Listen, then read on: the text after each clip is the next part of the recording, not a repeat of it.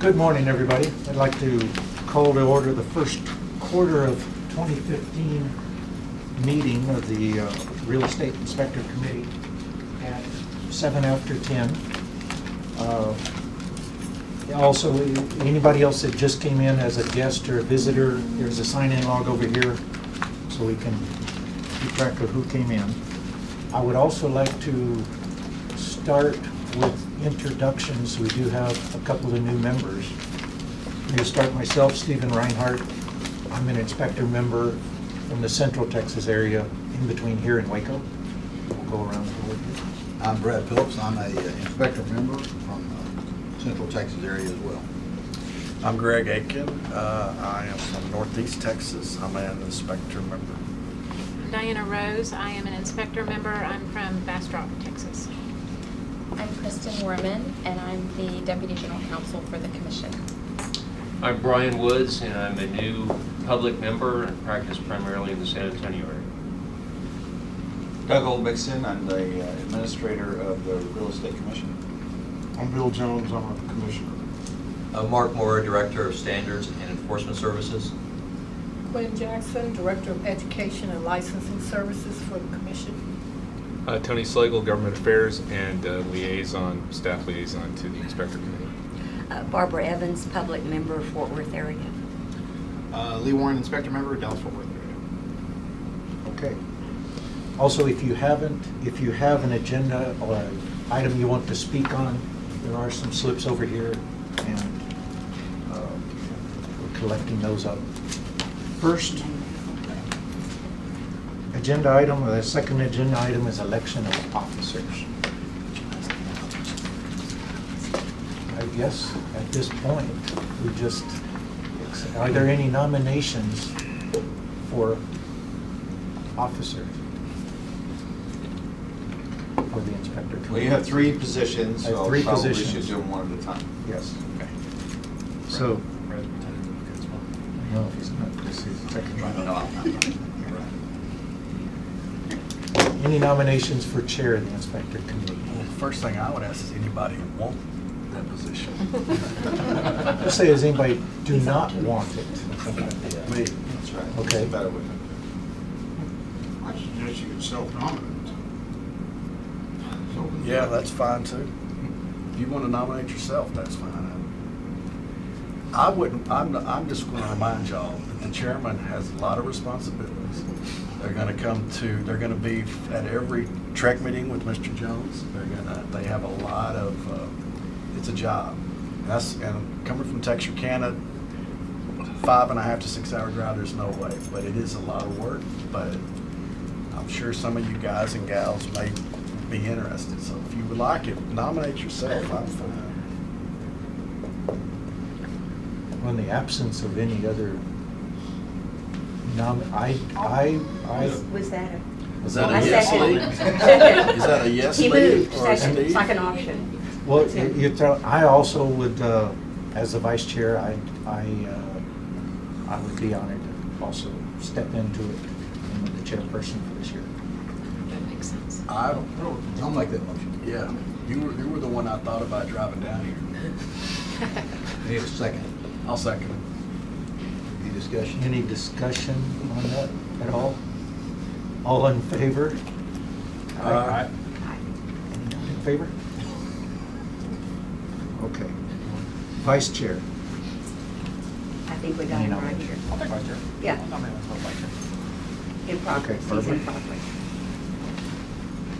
Any second? I'll second it. Any discussion? Okay, all of those in favor for Lee as vice chair of the inspector committee?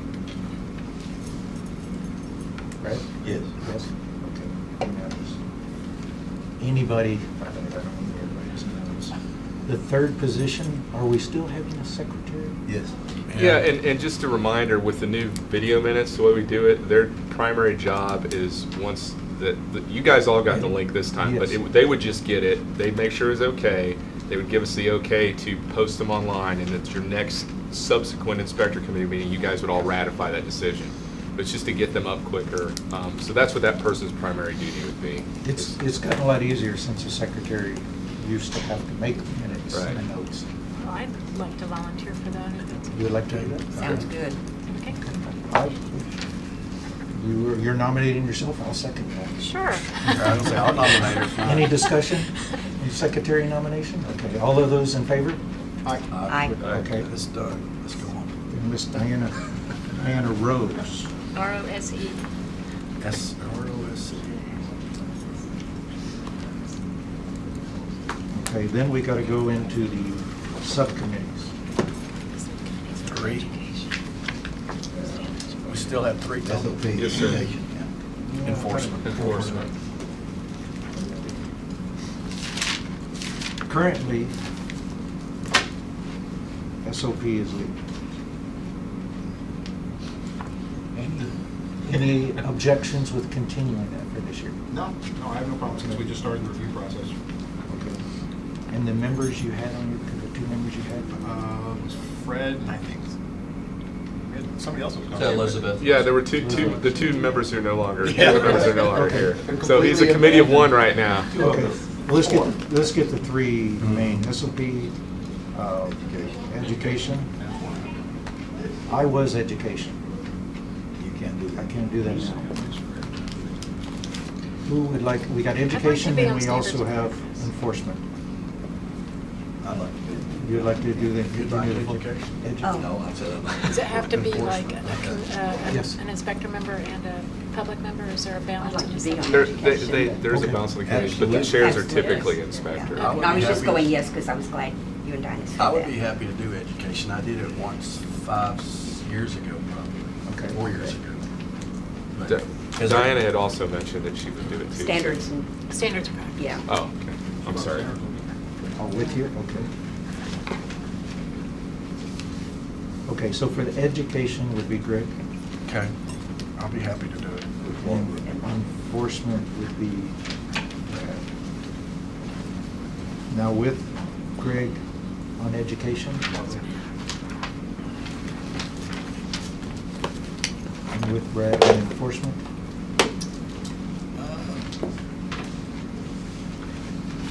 Well, does anybody have any interest in enforcement? If you don't have any volunteers, I'll be happy to help you. But if you have somebody. I would, That's- but I think that it might cause a problem in my, in what I do. What do you do? I do a lot of litigation involving Rural Street.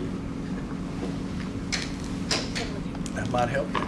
That could be a benefit. What's your opinion, Mr. Olney? Well, There are 3 committees, Education enforcement. and there are 9 members. Wait, everybody will get one, I just didn't Yeah, know, so there was a like- is there a conflict? Mr. Woods has expressed that Okay. there may be, and I would tend to agree with that, that that could pop up, obviously, if he's an active litigator, so. the chances are, I would think, would be remote, but it could occur. Okay, sir. How would you? Otherwise, I would like to be on enforcement. How about the SOP with Lee and Diane? SOP being. Standards of Standards practice. of practice. My name is Doyle Williamson, I'm an inspector member as well. Oh, you're supposed to, oh, you're up Step here. up. Oh. We need a place at the Take out the table. chair. How would you like to serve on? We- I'd like to actually serve on the SOP committee. Doyle, come sit over here, Mr. Williams. You're there. Squish it. Yeah. That is your spot. No, it's not a problem. I need to stand anyway. I don't do. No, Put no. Matt Wood on mine. If, What other inspectors? is SOP full? Well, if, Well, 'cause we have a public member already. Or no, we don't. Sorry. I can move to something All those I need, if it's so better. the way, for him the to be- breakdown of the organization would have 2 inspector members and 1 public member ideally on each committee. Right now we have So I've got, 3 as inspectors. chair, I got Lee, Greg, and Brad. As public member, Barbara wanted to be on education. And Brian wanted to SOP, I guess is what I would, if there's space, I would like to be on that. Okay. It's you on enforcement. And that leaves, I Mr. Hart need, on enforcement. education. Right. I need somebody with Greg on education, Oh, the second education. inspector member. And that would be Doyle. Mr. Woods. Okay. On the education subcommittee. All right. And then enforcement, the third public member. Would be me, Matt Hart. Okay, I've got Matt. Thank you. Who else is with you, Brad? Matt Wood and me so far. Oh, so somebody, and because I'm not on one, there would be somebody who is on two committees? Lee is already on two. You want to go on enforcement? Right? No, No, he's not. He's just on SOP. SOPs. Okay, sorry. I thought he said you were on enforcement as well. Okay, here's Not yet, but I have no problem. here's the breakdown I got. The SOP committee, I have Lee as the chair, and I have Diana and Brian. On education, I have Greg as the chair, and Barbara and Doyle. And on enforcement, I have Brad as the chair with Matt and Lee. Matt and Lee. I sound correct? Thank you.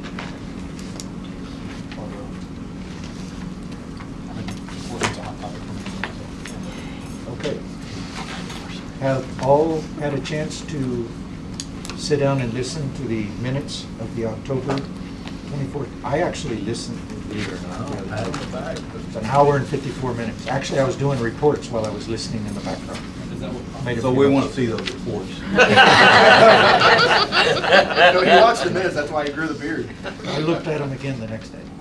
But I knew that. were there any comments on the minutes from the October? Motion to meeting? accept them as. Second. Brad? Any discussion on the minutes? Okay. All in favor of ratifying the minutes of October? Okay, that was good.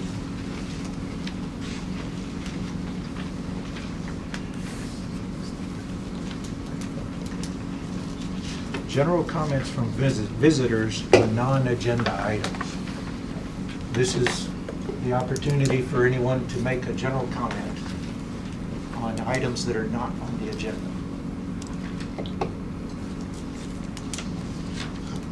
Seeing none? Oh, No? yeah, that one's for 5. This says agenda item 5. Oh, that is 5. Okay, I was thinking that it is 5. I'm Lavera Vincent. I'm the Executive Director for the Brenda Till Foundation for Gas Line Safety. I've been told that we share the same goal, public safety. The Brenda Till Foundation for Gas Line Safety is doing our part. We're telling one more person, one more time, about the untold dangers of CSST. My concern is that all the commissioners, and perhaps some of those with the ability to make change, have not been taking CSST and lightning seriously. I ask, would it take someone that you love or loss of property for you to take action and to note what is actually happening with CSST and lightning? Some have said that it's not a big deal, that there's not enough CSST and lightning incidents reported to acknowledge the danger. The U.S. Fire Administration does not specifically identify CSST as one of the possible causes in the reporting system. So it's not an option or a block you can check like a candle fire would be. Manufacturers have pushed sales through deception and agencies have been accepting without inquiring. How can this path continue since light has been brought to darkness? On July the 29th of 2014, Mark Goodson, an engineer, sent a letter to Brennan's parents telling them it was an honor and a privilege to work on Brennan's behalf. Mark said, yes, I was paid and it was a job. However, this time it was different. Sadly, he enclosed a letter that he authored in 2007, expressing regret that no one saw fit to listen to what he told NFPA years earlier. I have given each of y'all a letter, actually both letters, but I'd like to go over a bit of it with you right now. Dated November 24th, 2007, to the president of NFPA. I'm a consulting engineer primarily engaged in the investigation of fires. I'm writing this letter to ask that NFPA take what steps are necessary to remove NFPA approval of a product called CSST. The NFPA first allowed the use of CSST in about 1988 in the Fuel Gas Code NFPA 54. Since that time, there's been numerous fires caused by CSST leaking when it's damaged by lightning. This is a malady rarely, if ever, seen on the black piping systems that CSST has replaced. I'm aware that the NFPA likes to use a consensus process for altering standards. In this case, however, the product was never properly tested before it was given NFPA's imprimatur. My reason in bringing this to your attention is to tell you that someone will be killed because of this product. It's that bad. It is no different than the aluminum wiring which used to be used but now is an anathema. It would not be difficult for the NFPA through you and your board to simply delist CSST. I would suggest that you put this on the agenda for the next board of directors meetings. Please don't allow this to happen again. Mark Goodson's letter to Trek dated February 4th of 2015 included this warning. I would caution the Trek to move with due caution. There is a history of improper testing associated with this product, as well as a history of instructions that are incorrect. Knowledge of CSST has been provided and resources have been offered. I challenge you to make a difference. Thank you. Thank you, Ms. Spencer. Any other items, non-agenda items to be discussed? Even just as a point of order, Mr. Chair, that really was a comment on item number 7. It is, although it doesn't say CSST on item 7, but that is what is proposed, is talking about CSST on our phones. So we'll be discussing that a little more also on item 7. Staff reports. So let me start. First of all, I want to welcome the newly appointed members to the committee. We're very pleased to have each of you volunteer to serve. As you will come to learn from your direct involvement, this is a very this committee does a lot of substantive work. It is advisory to the commission, but as I was suggesting to a legislator recently, the commission, that any recommendation that comes from this body is placed on the agenda for the commission to consider. So it's not optional.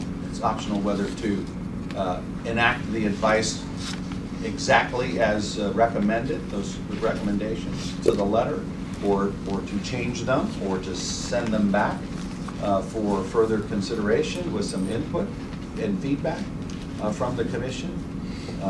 But it's not optional for the commission to consider the recommendations made by this committee. And so it has a very substantive and direct role in the regulation of this particular trade.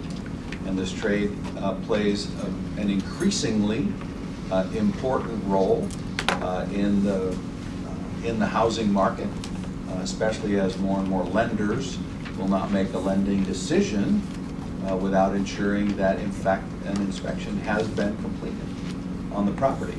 While it is not mandatory by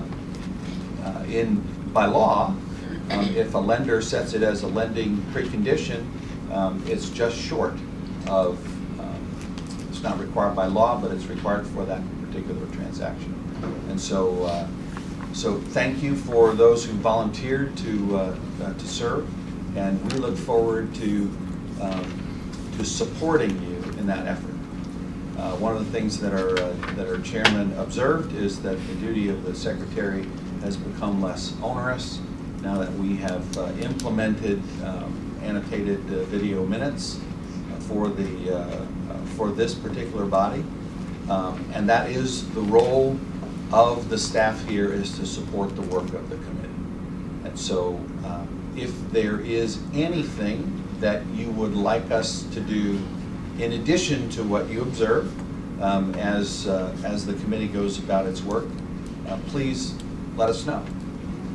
We try to set up, well, we do, set up all of the meetings, prepare for them, get the appropriate notices out, let all of those other stakeholders, especially the trade associations and other folks who have expressed direct interest, our education providers is one, let them know of all the meetings that are coming up and invite their active participation. Of course, the chair controls as an open meeting. This is just a brief reminder that as an open meeting, the right to attend and observe is actually ensconced in Texas law. That's part of the Open Meetings Act. The right to comment is not.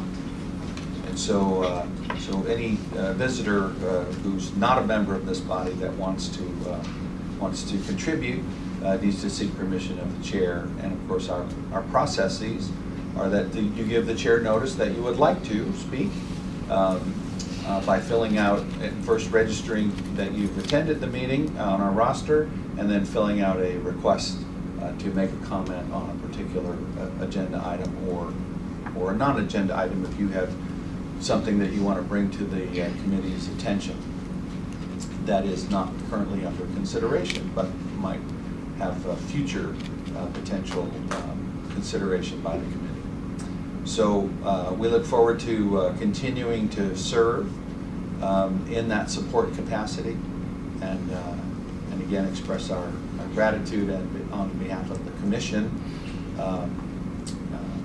sincere appreciation for those who undertake this volunteer public service. Beyond that, I wanted to give you just a brief update on some things that are going on at the commission that have some more direct and some very contingent impact on the work of the committee. First of all, of course, we are in the legislative session. It is ongoing, and there are some very high-profile things going on at the legislature that don't necessarily directly impact you, unless, of course, you want to open carry a weapon on every assignment that you go on. Well, you may have that right. We'll have to wait and see what the legislature does about that.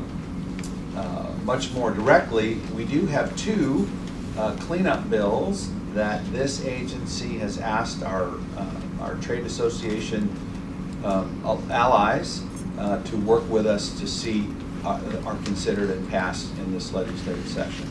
The first has to do with Chapter 1101, which is the real estate occupations code, a chapter that has to do with real estate brokers and salespersons. In many places in Chapter 1101, Chapter 1102, which is the occupations code covering the real estate inspectors, is mentioned. Okay? And it's generally by reference to assert the same kinds of jurisdiction and duties that the commission is given and entrusted with and charged with in 1101 to reference that those in fact also apply to their duties and responsibilities with respect to home inspectors, without repeating all of those things in the chapter.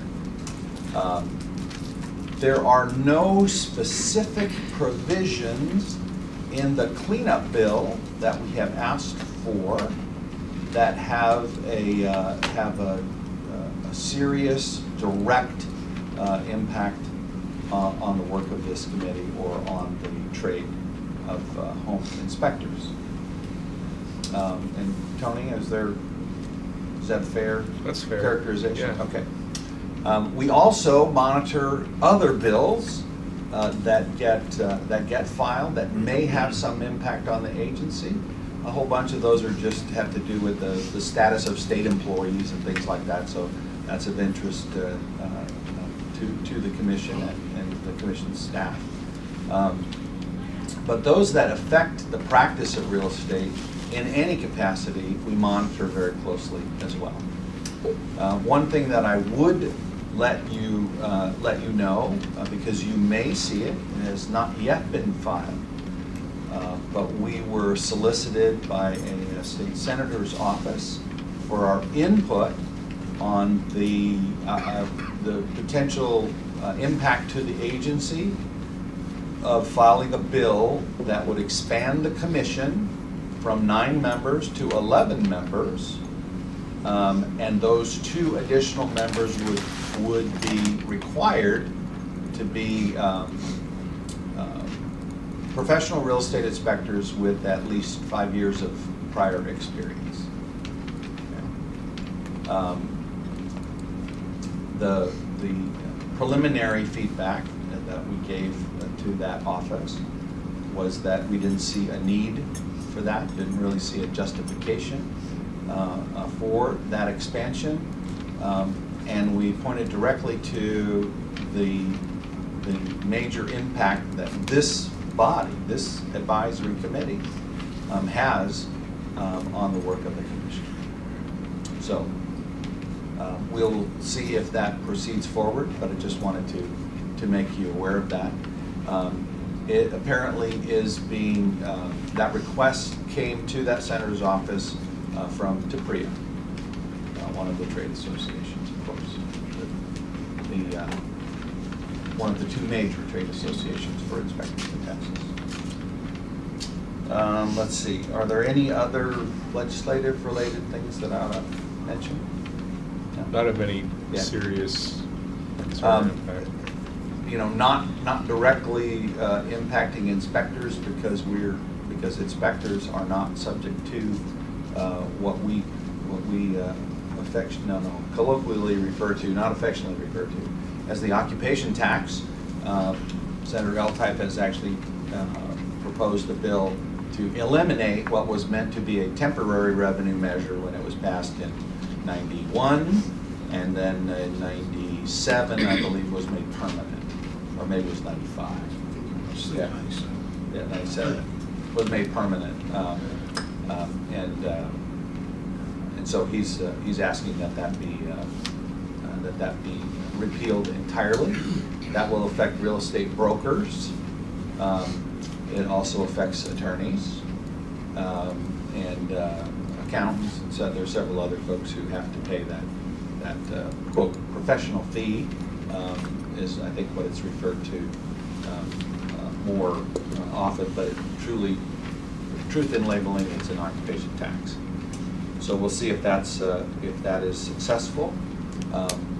That provision to repeal that with respect to brokers is included in our cleanup bill as well.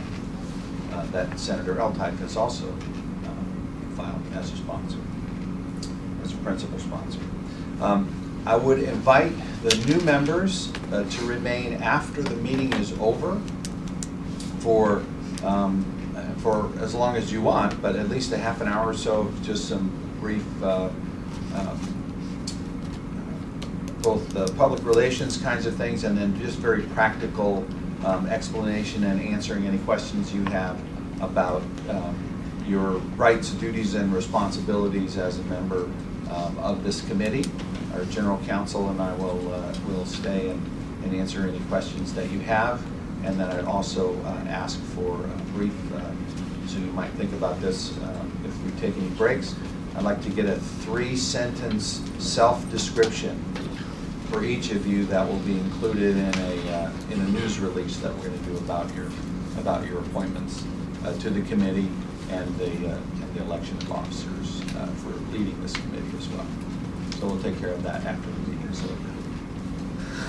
Any questions for me? I have a quick question. Yes. The report we got that was in Texas Consumer News, who authored that? I couldn't find that. The Texas Consumer News, let me make sure I'm getting that right. That's where we read about the request for 2 inspector members. Yes. I just was, Oh, that's Tell me. TPRIA actually created that website. Okay, Yes. So they It's all- called Texas Consumer News. but someone authored But it if you from look them. at the very bottom, it says reply to info@tapria.org. So, Well, not exactly. It's a little vague on the reference citation. yeah, Okay. I just wondered who was the author. TPRIA. Or someone on their behalf, let's say. I'm not sure who the particular individual author might have been. I have one quick question. Yes, Is, Greg. is Trek in support of Senator Eltoff's repeal of these? These formerly temporary revenue Yeah. measures, yes. Okay. It only affects about 34,000. How many brokers do we have? Individual brokers, actually. Yeah, there's a total of about 32,000. Something 32,000. I would just like to say that as an estate agency, we remain neutral on such things. Officially, for the record, but we look favorably upon the I know it's pretty good. So I just Yeah. didn't know whether to make a the phone impact, the call. comment would be that it would have no negative impact on the agency. The fiscal impact that we're hearing, that I'm hearing, is about $7 million, which is kind of a drop in the bucket, so to speak. $108 million budget, I forget what the annual budget is. Okay. So it's not a whole lot of money. In the grand scheme of things, it's not. To me, it is. They have a lot of money to play with right now, so. All right, so they're okay. Any other questions for me? Otherwise, I'll turn it over and both Gwen Jackson from our Education and Licensing will give you a status update report, and then Mark Moore from our Enforcement Division will also speak to inspector-related complaints. So, I have a question, sir. Yes. Did the cleanup, or, I know we've been discussing the future of our fund and how it relates to the E&O. Is that pretty much still going to stay status quo, our recovery fund? it's my anticipation that in the 2017 session, there may be sufficient additional concerns that we'll need to look at a cleanup bill on Chapter 1102, and then we would arguably include what was a recommendation from our 2013 bill to repeal the fund since it's had no claims in 3 years, and return some portion of that to the people who contributed it, and the balance would end up going to GEO. General refund, sorry. Yeah. Okay, thank you.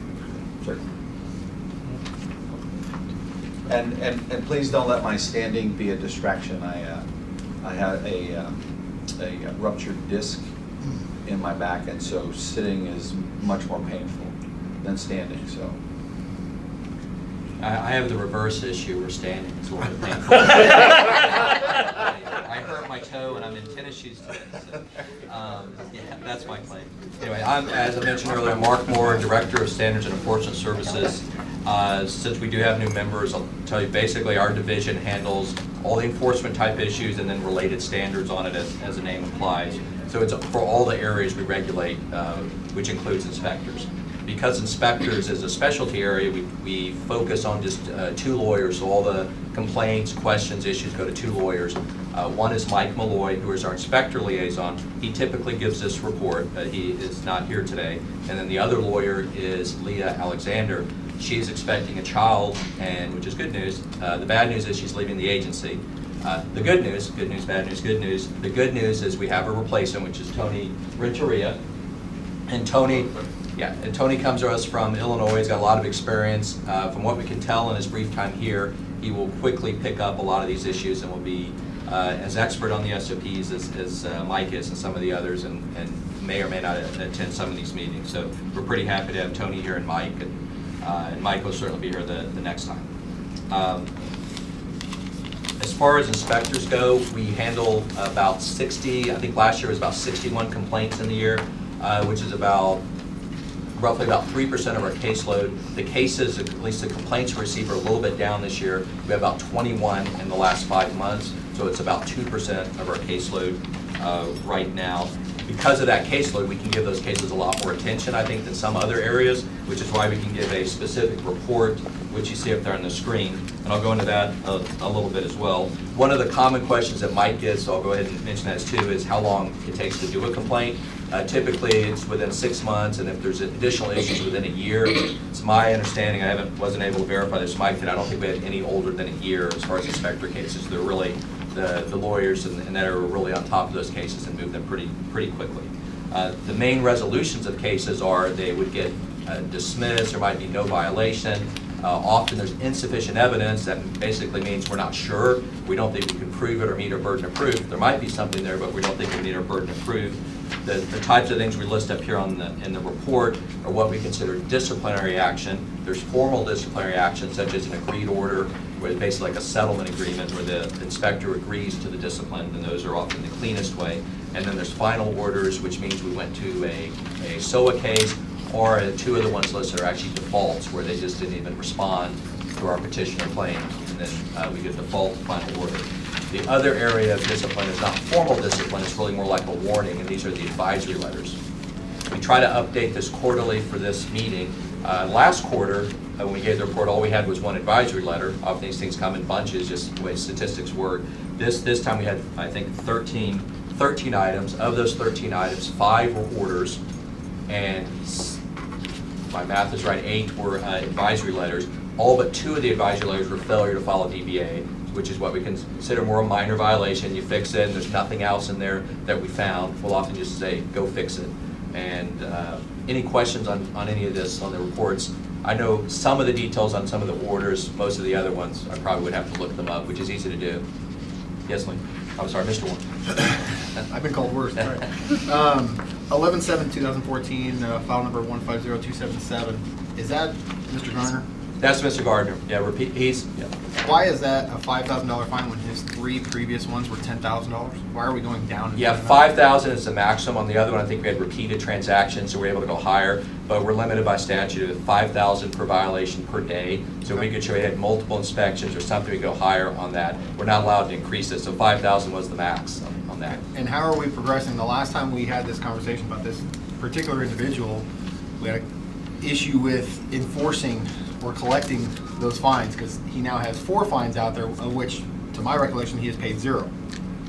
And he's still doing inspections. So yeah, and I think the total amount's like 35,000. They Yeah. referred to the Attorney General. They can't find the guy. They don't have any record of finding him. They're still looking, as far as I can tell. The other issue that we always raise is it's a Class A misdemeanor, which it is a criminal offense, but when we asked the DA to look at it, we thought there's one in the Houston area which wasn't an inspector, but they thought it was a good case. We had a repeat offender of unlicensed activity. We thought this case was a good one for a repeat offender and for an inspector, and we could not get the DA to take it. They usually won't look at misdemeanors. Is that in Collin County? I think that there were 2 counties for him, but it's mostly, Dallas, and I think he may have gone into Tarrant as well. Yeah. And I think also there may have been one in Collins, so he's kind of few, but Dallas area, Metroplex. So what can we do? Because from an inspector standpoint, looking at this, what I see is empty threats of, don't do this. You're not supposed to do it. But we're not going to go after you. Nobody's going to go after you if you just keep doing it without a license anyway. And that's really what, from what I see on this committee, is what we keep telling this person. I understand some of this is out of our control, but what steps do you think we might be able to take, or is there some step that we can take as a committee to try and close that loop? Because right now, the motivation for somebody to do things the right way, to do it the way they're supposed to do it, is dwindling with every time that this guy gets a complaint and a fine. And I agree with you 100%, because we've gone pretty much as far as in the Standards Enforcement Service, we've pretty much done the max we can. And I think the Attorney General is working on as well. Our biggest frustration is, the Class A misdemeanor, we cannot get So law no matter enforcement how to follow up many on it. repeat offenses, it's a Class A misdemeanor. Yeah, in fact, the first offense is a Class A misdemeanor. So 10 times more, doesn't matter. Yeah, if it could be a legislative fix, could be recommended, but as far as the discipline, this is like the max, and we see that, and I wish we could do more. I don't know what we could do more on that. Mr. Oldington. Mr. Warren, so there's one fix that we are that is in our cleanup bill, is right now, if the Attorney General takes no action to collect, we have no authority to do anything to collect on our own, okay, to take any action to attempt to collect. Okay, so we've asked for that authority as well. So we'll see if we get that, and if so, then we may take a more aggressive posture than, the Attorney General has a giant list of all of the fines that are owed to the state of Texas from all the licensing agencies and other regulatory agencies. And of course, they spend their time on the big ones and work their way down. In fact, they raised their minimum. They used to accept referral of any obligation over $2,500, and they, a couple of years ago, raised that to $5,000. So they don't, if it's less than $5,000, they won't even take a referral, which is unfortunate. But that's part of our justification for asking, well, then let us go and try to collect it. That's number one.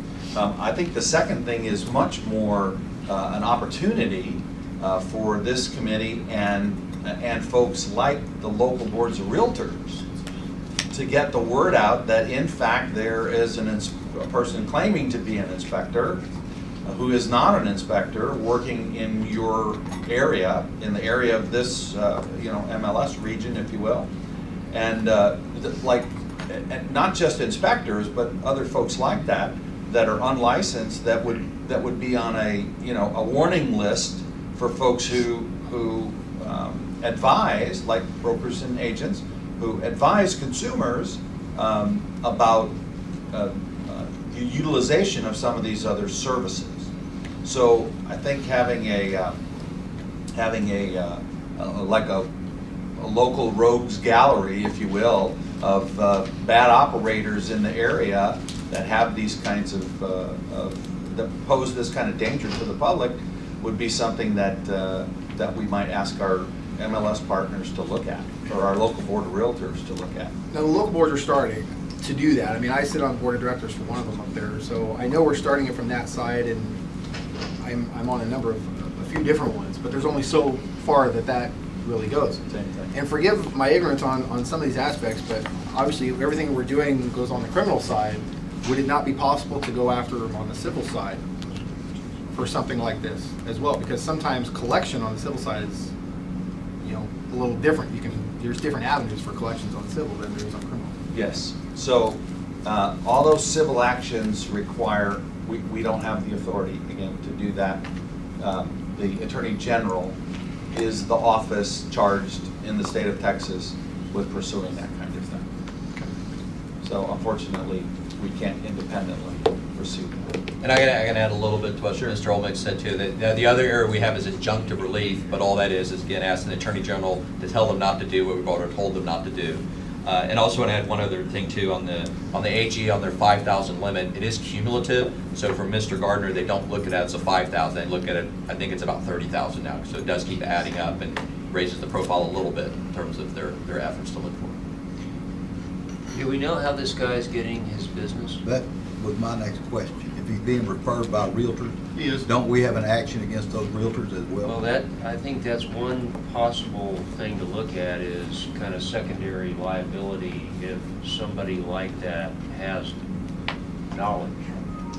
And there's efforts to try and determine exactly what realtors, because that's exactly the path that we were going down. Who's referring That would be a them? difficult- Let's talk to that person, make sure they don't. If they continue to do it, then they could be held I culpable. think that's additional teeth. Yeah. Is there anything that we could do with the TREC advisor that comes out to notify the realtors that there's problems in some areas of the state, and here's an example? I mean, I'm just asking, I don't know. Well, we do include all disciplinary actions, notices in the advisor, okay? Against realtors, but I don't see them for Yeah. inspectors. Inspectors as well. Inspectors as well, Yeah. okay. The first thing I And look at. unlicensed activity, yeah, right, and all of us have a healthy curiosity to see who's been disciplined, and is often the first page that people turn to in any professional journal. Is to look and see See if do your I know name's- anybody? See if your name's there. That's right. Not to see if your name's there, because you would know that, but to see if you know anybody whose name is there. All right. But whether or not it would have any additional impact to highlight that, if you will, with an article or a scoundrel of the month kind of notice, I guess it's worth considering. Well, if we're ready to change topics, I have another question whenever. Well, we'll talk to the No, I mean, chairs. on the disciplinary actions. I would think that we would want to maybe focus our attention through the associations to draw attention to this particular person.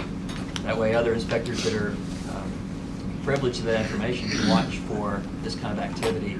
Because we're all talking to the realtors and the customers, and that's a good way, I believe, to incorporate and try to find this person.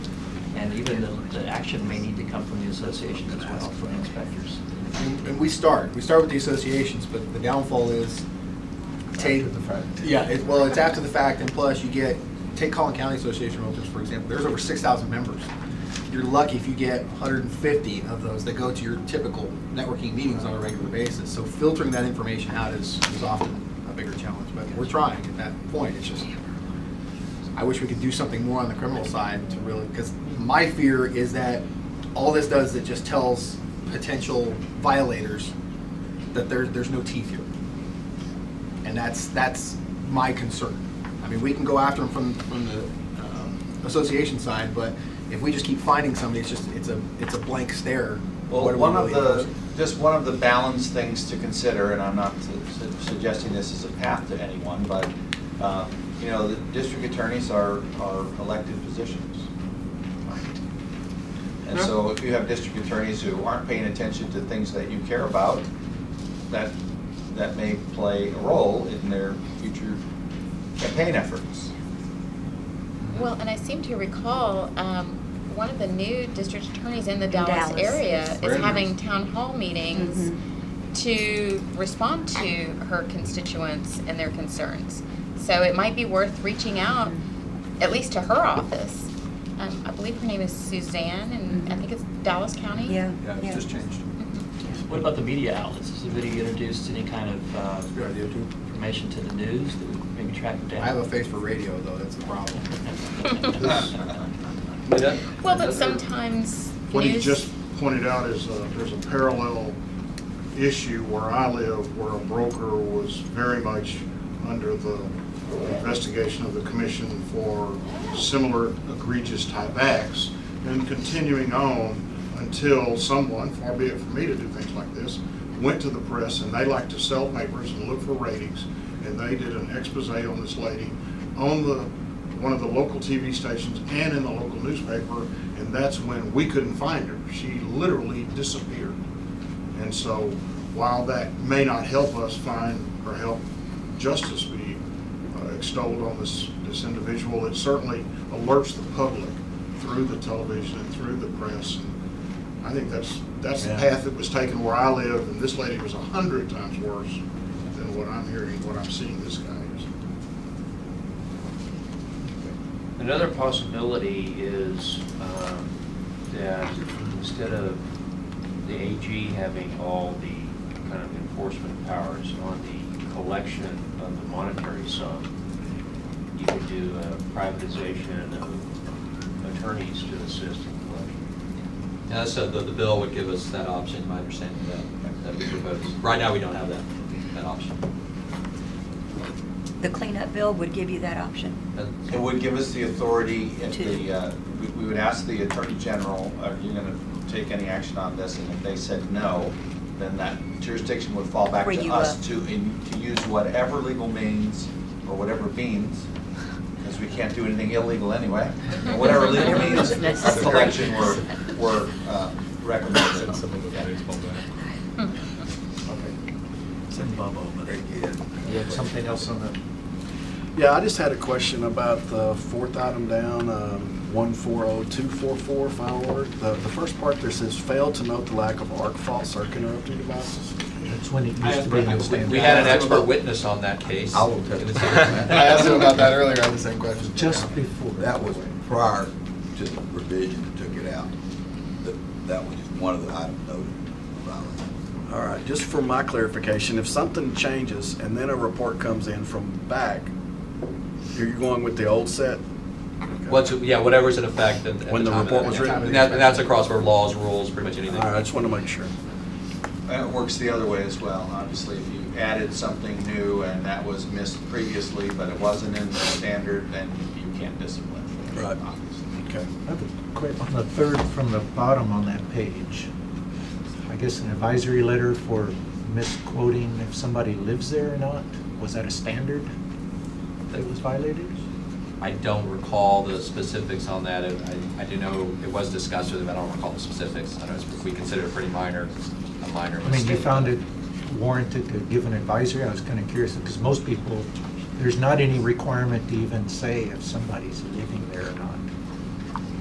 Yeah, and negligence is actually more broad, obviously, than just specific standards. So it's that it was considered a big enough mistake to give a warning, but not a big enough mistake to. Or maybe to do he had formal a place on discipline. the form and it was populated already saying they're there, somebody lives there, and there wasn't. Yeah, I don't recall. Okay. I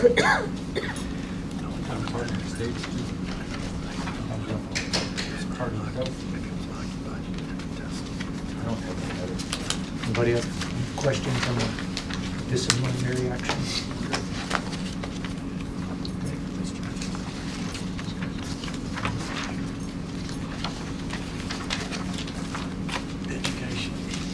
Education. Oh, one thing that should help, notice that a large number of failure to file trade name, business trade names with the commission. It doesn't mean they weren't filed at the county level, any of that kind of thing. We consider it, fairly minor. Just to go, make sure that we are aware of it, so that if we get an inquiry about, precision inspections operating in Tyler, that we can tie that to a person, okay? Along those lines, I like doing it when we hit the target, but I'm going to just give you by May of this year, we should have an online tool, free tool, available for all license holders who are authorized to file and operate under DBAs and have an obligation to register those with us, to be able to do that online, rather than have to print a form, fill it out, mail it to us, that kind of stuff, or fax it to us. They just log in and update that, add and delete as their, to their heart's content. And I'm Gwen Jackson, Director of Education and Licensing Services. And just to summarize what my division does, we are responsible for processing incoming applications for all license types, all real estate, as well as appraiser license types. We're responsible for ensuring that those licenses renew. We also review and approve applications for education providers, as well as their courses and the instructors. The first report that we've got in here for our division is the fiscal year comparison for the number of applications received. And from September through December, we received 184 initial applications. We issued 171 licenses for those applications, and we processed 487 renewals. And in the right column there, you'll see the comparison to what it was in 2013. There aren't any major variations here, as you'll see. The numbers are fairly consistent, with the exception of the renewals. You'll see that the renewals for December of 2013 were at 138, whereas were at 487 this past December. The reason for that is because they're on 2-year renewal periods. Our licensees, or license holders, are on 2-year renewal periods, and so far for December, we found that our even years, we have fewer renewals during the first quarter. For, just as an effort to compare apples to apples, would it be possible to change this just on the renewal? Because obviously the new applications, it's a moot point, but on the renewal, to compare this to 2 years ago instead of last year? because we run into this every year where the numbers always look really odd. Yeah. We have to go through that explanation, but we never actually have an apples-to-apples comparison on what the renewal looks like for December of this year versus 2 years ago, which is when that particular set of inspectors should have had that same renewal. We can try and work out a way of doing that. This report is also tailored the same way for real estate as well as for the appraisers. So I'll look at it, see what I can do to provide you all, at least you all, additional information in that regard. Thank you. Well, certainly we should be able to answer the question just by pulling up last year's report from the same period and just tell you, yes, while there was only, 100 and, what this renewal was, 138 last year this time, comparing the even numbered year to even numbered year, or odd numbered year to odd numbered year, it was, 384 or whatever, just by looking at the report. We could do that. Yep. Just so I just want to be able to compare apples to apples, because it always looks odd. Yeah. Okay. The next report provides us with the total number of license holders that we've got. There's also a comparison there. The very first column you see was December of 2013, and then the last column is for December of 2014. You'll see in 2014, we had a total of 2,534 active inspectors, 560 inactive, for a total of 3,094, as opposed to 2,941 total in December of 2013, which is roughly 153 more. 5% growth.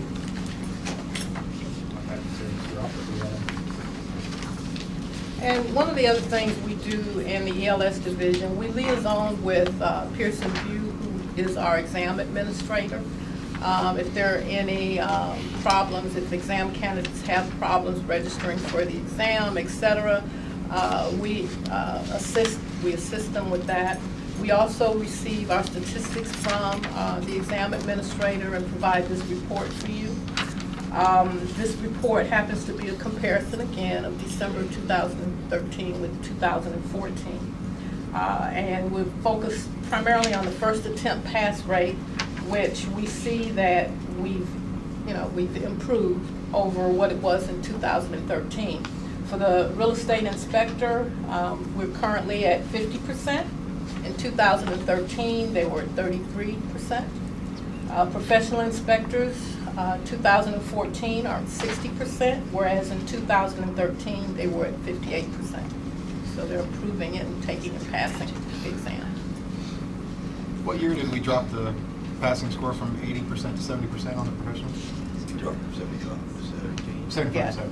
2013. 2013. Okay. And that concludes my report. Where does that bring us to when with the educators renewal on their line? To meet the requirements, the passing requirements? That's an area that we're currently examining in terms of, you're talking about the pass rate and the education providers? Right, they're licensed for 4 years or 5 years? 4 years. 4 years. So yes. they've got about 2 more years to get their scores up, or they lose their renewal. Well, currently, we're looking at those scores. However, ESAC, this is an area that the Education Standards Advisory Committee is looking at, our percentages and how that information is calculated. And I believe we're looking at having a rule where our rule is revised to enable us to more fairly determine what those passage rates should be. Okay, because right now it's only looking at the very last course that an inspector took that course from, or an applicant took the course from, and that's not quite as fair as it should be, because they could take most all of their courses from one education provider and then take that last course from someone else, and that last person that last provider is the one that would either get the glory or The axe. And that's actually a statutory change. I mean, they're working on trying to come up with, so they can implement it. But currently, if they don't meet the requirement, they don't renew. No, currently, if they don't meet the requirement, we'll send them an advisory letter, asking them to, making them aware of what that percentage is and letting them know that we are examining this area and that they should be working towards improving it. And what is the percentage? Right now, it's the average overall. So in this case, it So- would be 60%. Is that what you're talking Not about? needed. No, not from this report. Okay. Not from this report. It's from, Oh, the average. it's from the information that's tabulated that's on our website from individuals who've taken and passed exams, those percentages. So right now, the literal reading of the statute as implemented by the current rules sends everyone to our website. And the website comparison is the last 4 years, average result for the last 4 years for that particular provider compared to the last quarter average of all providers, okay? To compare average to average, okay? And if they are below average, at this point, we're giving them a warning letter, and the principal reason for that is we've determined that the programming is not as reliable as we need it to be in order to actually affect an educator's livelihood. We really, we admit that it isn't up to par. It doesn't actually accurately reflect in all cases what we believe at the standard that we would need to prove in order to defend the action of taking someone's license away. Okay? So right now, we're just telling you, based on the best information we have, you are below average, okay? You need to work on bringing that up. The Education Standards Advisory Committee, our ITS department, and a provision that we proposed in our cleanup bill all work together to remedy, to give us some more flexibility so that we wouldn't be in a situation, I'll just use the example we used to justify the statutory change. If the average is 50 and you're at 49, then literally, under the statute, we have to take your license. Okay, your right to offer courses. We can't give you a probationary that says, 1 year we're gonna look at this again, and if you're not above average, then we're gonna take your license. Okay, we don't, right now, we got one tool in the big toolbox from the legislators, and it's not appropriate to the job. Is it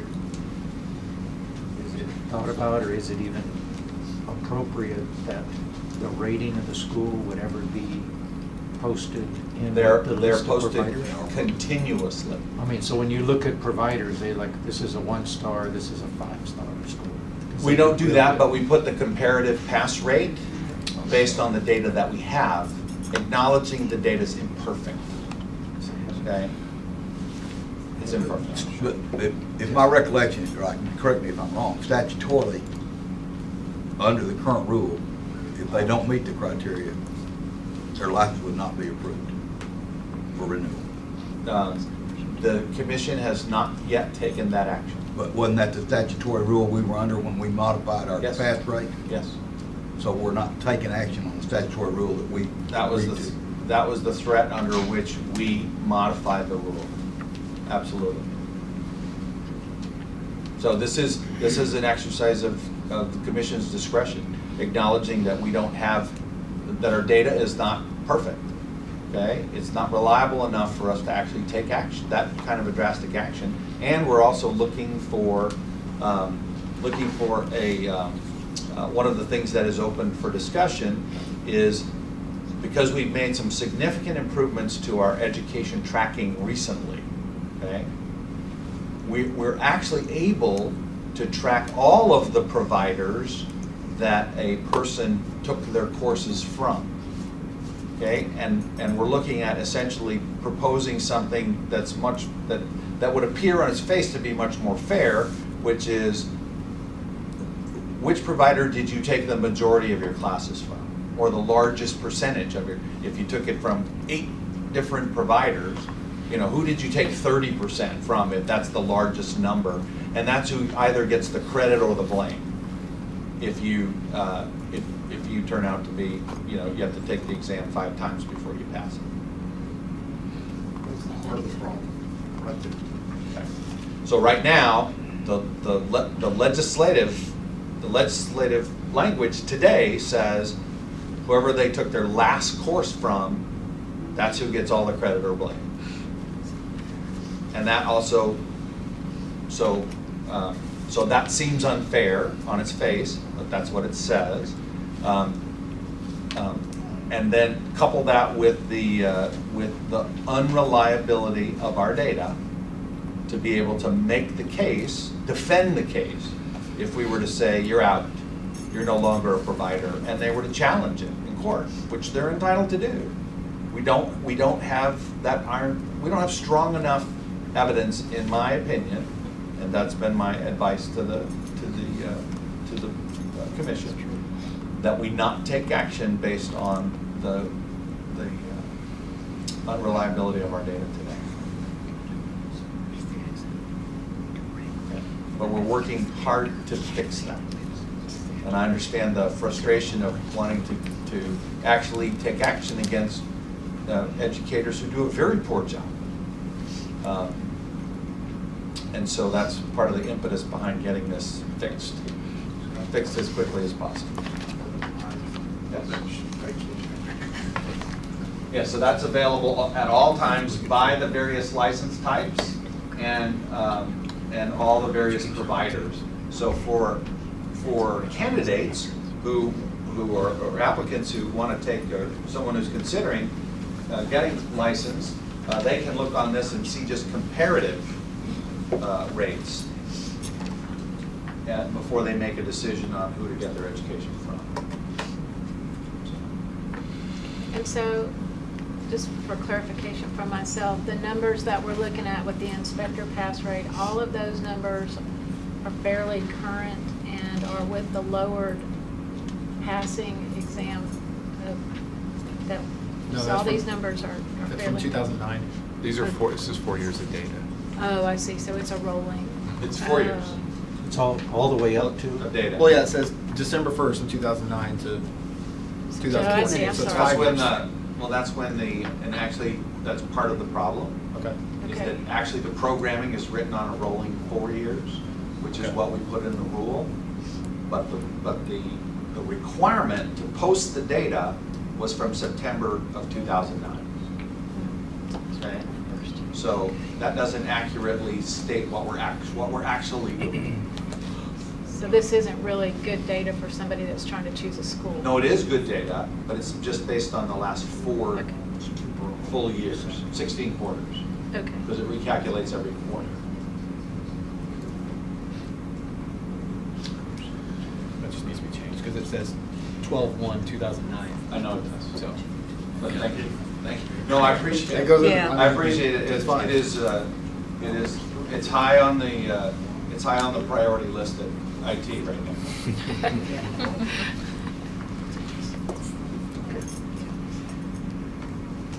Is it everything, Ms. Quinn?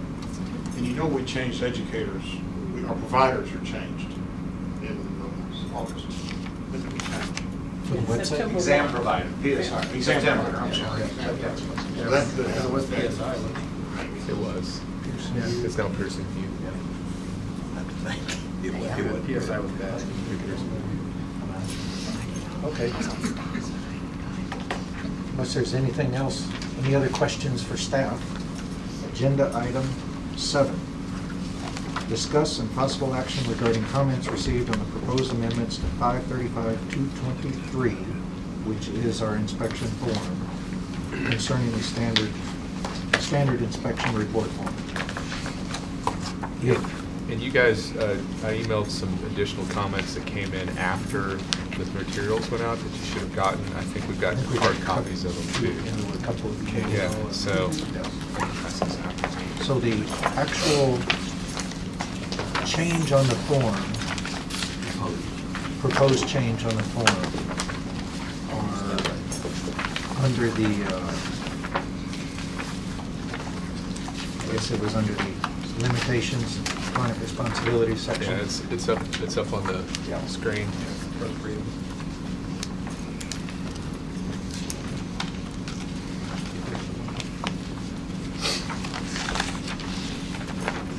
are these all the comments, or the ones that came in after the fact? These are the ones that came in after the fact. There's one from Mr. Cahill and one from Ms.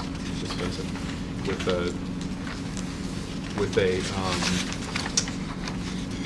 these are also these are all the supplementary materials, so there's also some for agenda item 8 as well. But the ones for this item are from Mr. Cahill, Ms. Vincent, and there's a article from a website, from a San Antonio news website on the back of that as well. So, but they're the ones that were emailed out, I think, on Wednesday. So, Mr. Chairman? Yes, sir. Would you like me to lay that out just a little bit? If you would, please. Okay, thank you. Corrugated stainless steel building. This body has been struggling with what is its appropriate role in the context of a much larger fight over manufacturer's defect, all those kinds of things. Certainly it's represented by the Brendan Teal Foundation, by Mr. Goodson. That the argument of whether this product, to use for those of you who are old enough to remember Ralph Nader's famous campaign against the vehicle, or is unsafe at any speed, right? Against the poor bear, yes, you're old enough to remember. Is this unsafe at any price? That unfortunately, well, fortunately or unfortunately, that fight, that discussion is far beyond the scope of this body, okay? That's for the legislature and the courts, okay? And so as heartfelt and as sympathetic or as realistic, or however you want to characterize your thoughts or feelings about the safety or lack thereof of this particular product, the jurisdiction of this agency with respect to that falls into three very, I guess really four, very clearly delineated options. So let me lay those out for you. This body has considered whether to amend the standards of practice to somehow acknowledge this product if you run across it in an inspection. And so under the standards, there are basically three different obligations that we can put on inspectors, right? One is the ability to investigate, okay, to affirmatively seek out. The second is to evaluate, if it is found, how to determine whatever standard we put in there, okay? Whether it's properly installed or properly bonded or whatever, those kinds of things. Some aspect of the that you can observe or test, so that that investigative part or analytical part, investigate, analyze, and the last one is report. Okay, those are the three burdens that we can put on inspectors legitimately through the standards of practice. So whether or not you have a duty to seek it out, if you find it, what do you do? What further investigation do you do? And then how do you report that?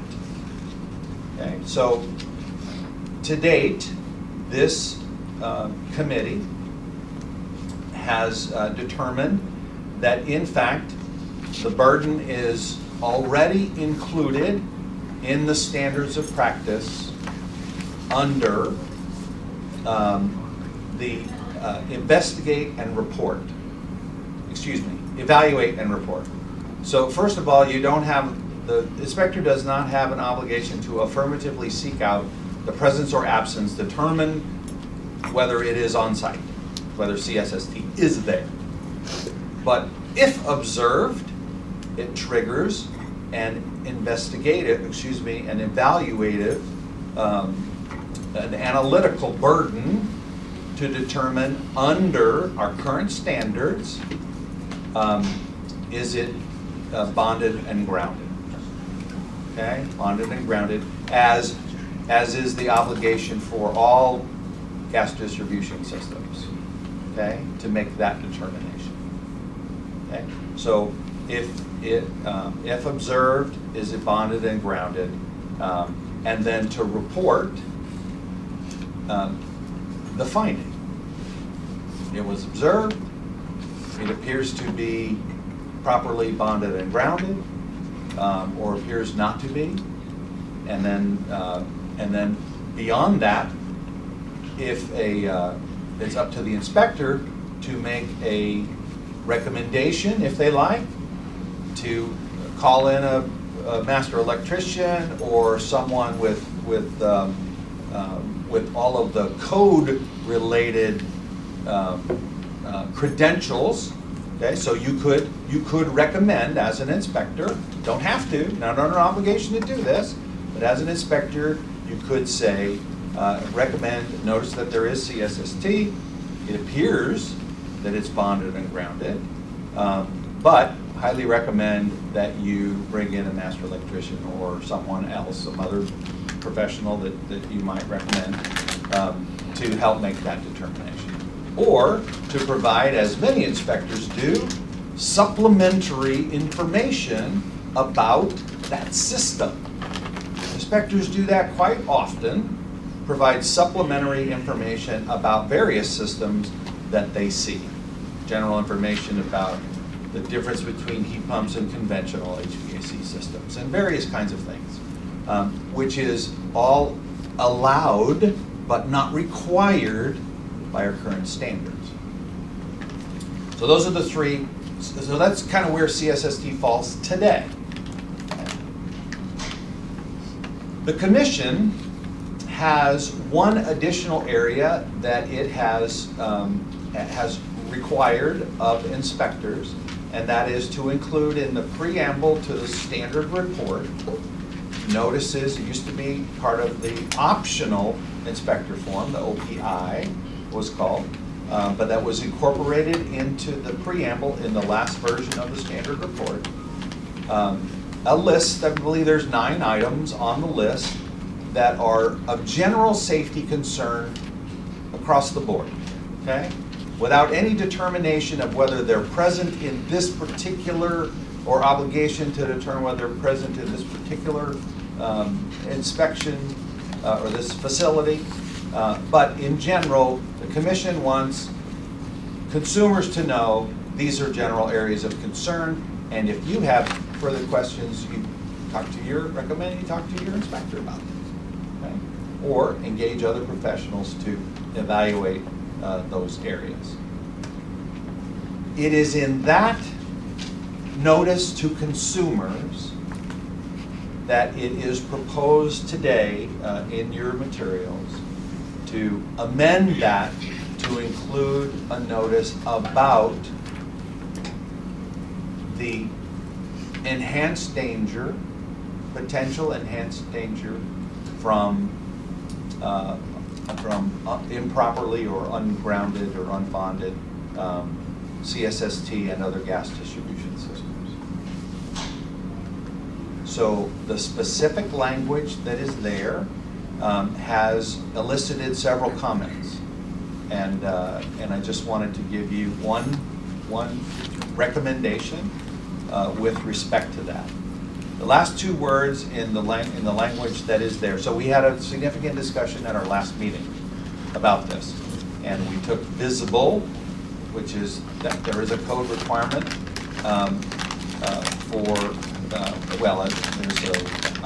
I won't say that. I'm not a code expert. Sorry, and neither do we require any of our inspectors to be. Okay, this is not a code inspection, and so. The word visible was removed. It was originally proposed but removed before this was formally proposed. The last 2 words in that notice, when required, actually would place the burden on an inspector to explain, if asked by the consumer, based on this notice, well, when is it required and when is it not required? Kind of a thing, and that again is a code-related item. So the simple fact that the lack of bonding on corrugated stainless steel tubing or other metal, gas tubing or piping fits very effectively within this list of other malfunctioning carbon monoxide alarms and other general safety concerns that consumers may have questions that the commission feels they should be aware of and have the opportunity to at least know that there is a heightened concern with respect to that. What action they take is completely up to them. Okay. So removing the words "where required," I believe would be consistent with the list and the function of this notice list, without implying a code interpretation. Okay. So this is what is up for consideration today, is this amendment to the notice. You will also note that there is, if adopted, a rule amendment that goes with that simply changes, it's the next edition of the report. If this were to be adopted, so it would be proposed at a commission meeting, have another significant, quarter, if you will, for comments, and then if adopted at a commission meeting, adopted and given an effective date with sufficient time for the report providers to update the forms, because many inspectors use the electronic forms as well. It's already been proposed Okay. at the commission meeting. This is comment period. So this is the comment Okay. period, Thank you. and it would be up for adoption at the May. Thank you for that clarification. I apologize for getting one cycle off here.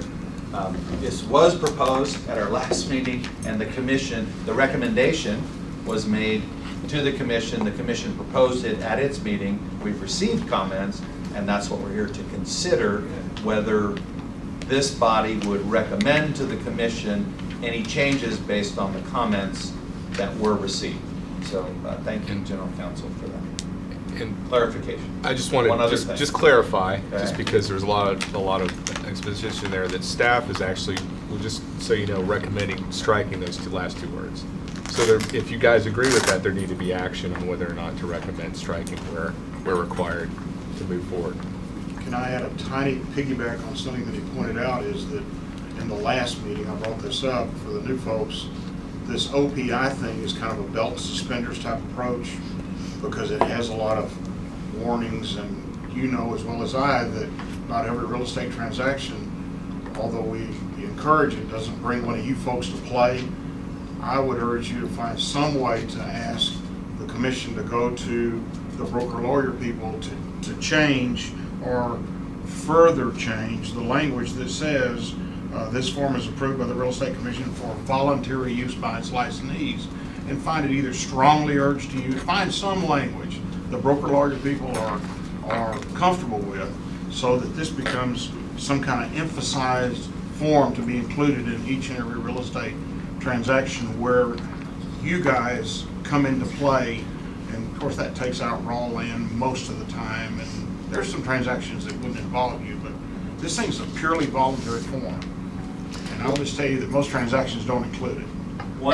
Just one helpful observation is, I don't believe this one actually goes to this one comes from this body to the commission. Commission makes the decision. I don't think it actually goes back through the broker lawyer. But kind of circle it back through the commission too, send it to a broker lawyer. I just think there's some, you're right. I think Fred was right. There's some belt and suspenders type approach to this, but I think you got to find better language than voluntary use. Some people don't like to brush their teeth. or You're wear talking the seatbelts. standard form. No, the OPI. OPI. The OPI form. OPI is a voluntary form. So to be perfectly clear, this same language is also contained in the OPI. So we took the language of the OPI and incorporated it here, and if it's changed here, it would also be changed in the OPI. What Commissioner Jones is suggesting is that there's some other introductory language in the OPI that you might want to strengthen, that the recommendation is that that language be strengthened, that it's encouraged to be used rather than purely optional, available for use. So is that? Kind of a thing. Is that OPI ours to make Yes. It is, recommendations or changes? to make recommendations on. To send it to the broker lawyer. Well, send it to the commission to have the commission send it to them. Yeah, Come under yeah, the- with that This is the- caveat. This is the form. Whose purview would that be? The standards, SOP? We know, when I was on broker lawyer, we visited this disclaimer at the bottom, mandatory use, that kind of stuff. And I think this would be something that broker lawyer would have This part right here. purview over changing. I The don't commission know. can certainly determine that if recommended by this committee. And if they could take action on their own without the broker lawyer, they would, or could, or determine that they appropriately should send it to broker lawyer. Is this form Voluntary numbered? Thank you. There's a bunch of OPs. Yeah, track form number, OPI. OP optional, I inspector. It's not like dated or numbered, so you would know It is different dated. versions? There's only one version available on the website to pull off. Right. There isn't an older We one? withdraw the This is old the only ones. one we've ever had? This, well, when it's updated, the old one's removed and the new one's been put on. We replace it with We the same replace it number. with the same number. This one isn't numbered like the report form is. Is it a, okay. So if Yeah. I had printed it to go in with my. If you had a big file of them in your office. Yeah, look, you could I be using apologize. old ones. Greg made a good point that there's a date on it. It is dated, it's just not renumbered in terms of the form. 5/6/2013 is the last revision. Okay. But yeah, this would be up for the next approval at the next commission meeting in terms of mirroring changes to the report form. That's not automatic though, right? That part is automatic. That part is Okay. The automatic. introductory language It's not. is not. Okay. Right. For this. It's the language in the disclaimer in the box at the Right. bottom that we're talking about now. Okay. I have a few comments on this language in the REI 7.5. The lead-in phrase, lack of bonding on, I have a concern about that. I don't know where that is coming from. My understanding from what I've read about CSST is in the Teal incident, that CSST was bonded. And that there is no proven technology, for want of a better phrase, or appropriate testing, that bonding of this product in and of itself is the panacea for the problem.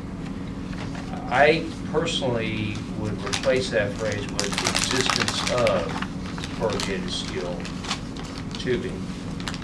The other question, and this is probably my ignorance about your industry in general, is what is the purpose of having the phrase after CSST or other metal gas tubing or piping?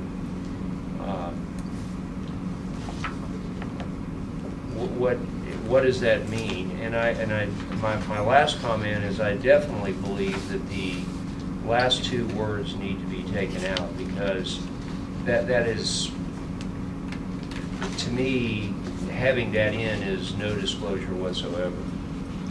So I would prefer that this disclosure read existence of CSST. Disregard the fact of. Now, if whether it's there's bonded. a reason, I mean, if there's some other reason to have or other metal gas tubing or piping, then leave it in. It's kind of adding two different needs here. I mean, all metallic piping in the house needs to be bonded. Now granted, a lot of it may be bonded back through the equipment grounding conductor, through the electrical connection, and that's historically what's been accepted for the traditional black steel. is, you Right. know, like my house, built in the 90s, black steel pipe. You won't find, up until I put one on it, you wouldn't find any kind of direct bonding on the gas pipe. It was assumed it was bonded back through the electrical system that the gas pipe was servicing, or at least one of them, like my furnace. The problem came in, you know, the problem has been kind of elevated with CSST, which I also have in my house now after a addition to it, and the plumber used CSST as an easier way than the steel, which is very common, is that in the latest code, the CSST itself requires a direct bond in addition to whatever electrical may already exist. You know, so a direct bond would be appropriate for stainless, for CSST. The metal gas piping, the old steel, yeah, it would enhance it. But the CSST is the issue, and they both, like you said, they both address That was indirect. my concern, is adding or other metal gas tubing or pipings. It seems to me, the old black steel, to my knowledge, there has not been a problem with lightning strikes Well, that it have still been documented. It still conducts with that electricity, product. but the issue that brought up with this is Right. when it's energized, this has the potential of blowing Right. a hole through it where the gas steel just conducts the electricity to wherever it's headed. And to me, by adding that modifying phrase, it's not that big a deal, but to me, it kind of takes away the impact of the disclosure to potentially add another type of gas tubing that historically has not been a problem. Kind of the problem that I see cursory when I looked at them all, that most of the others, an inspector can evaluate the deficiency. You know, I can check a GFCI, I can check a smoke detector, a carbon monoxide detector. I can measure the spacing on a baluster. I kind of know how appliances are supposed to be installed, but the lack of bonding, and you know, if we're basing that on whether or not we see a clamp on it somewhere, and you don't even know where that wire goes, because it may be on Right. as the gas pipe comes out and it disappears in the house, and short of you pulling off the dead front on the electrical panel and you see a ground coming in and assume that it's it, you really don't know if it is bonded. Your question is, do we just, if we see CSST and we list that, because these are all things that we're supposed to list as deficient, that first paragraph there, you know, such as those, we're listing these as deficient, so we're saying that the presence of CSST would be a deficiency. When Well, driving a car I without understand. airbags is a deficiency. I understand, and maybe in, you know, It's a good discussion. 998 homes out of 1,000, it's never a problem. But the two that it is, it's, If lightning hits your house Catastrophic. directly, it's not gonna help. This is all for indirect contact with lightning anyway. Right. Hits the ground, hits a pole outside, a house I hits your think- house directly, all bets are off. I think and as you said, you know, trying to determine if it's bonded or not actually increases the burden Yes. on you guys. It So does. I think just, my personal belief is replace those first four words with existence of. But is the existence of CSST a deficiency that we would X the deficient block? And what is the deficiency then? The presence? It's completely legal in the building code to use. See, I think that's part of the problem, is that we're so early in this process with regard to CSST, and you'll hear some people on one side saying, well, there's so few so little documentation on faults of that. But the other side of that is fire marshals weren't looking for that as a potential cause of a fire in a house. The truth is, we just don't have enough information on that yet. They're still doing the testing. Even all the documentation says, it talks about lack of proper testing on both sides. And the fire marshals are just now getting to the point where they're filtering their information out, where they're able to really start looking at this as a potential cause for a fire in a house when they do their fire investigations. I think if we just immediately throw existence of CSST in there, we're making the assumption without proven facts that that is a defective material regardless of its installation. And I think that's a dangerous path for us to take. Well, The latest, Without the proof to show the it. latest 2015 fuel gas code still completely authorized to Right. put in, but if you use it, it will have its own direct bonding jumper. It have its own direct bond to the electrical. Okay, but by the same token, let's take excessive spacing between balusters, okay? Generally speaking, unless you've got a 3-year-old, so what? I mean, if you're a retired couple, We're, they but at least probably we've told the don't care buyer. that it's 6 inches as opposed to whatever it's supposed to be, 4 inches. We're not saying it's a deficiency to have balusters. We're just saying it's a deficiency that the balusters are spaced a certain space, a certain amount apart, which is kind of the argument that I'm making here. I don't think we should be saying that all CSST is bad, but at least giving the warning, maybe lack of proper bonding. And I agree with getting rid of the where required, but some playing with the words is one thing. But I think if we say existence of CSST, we're making an assumption that entire product is bad, and that can put us in a precarious position to start making that kind of claim with no factual data. I think it's important that we distinguish between a hazard and a deficiency. Yeah. Because we're really not doing that here, we're clumping them together. So if we're saying that the CSST is a hazardous material because there is a fact that it has failed under certain lightning strike conditions, that I believe needs to be pointed out to the consumer. Now, verifying bonding on that, I don't see how we can do that as inspectors.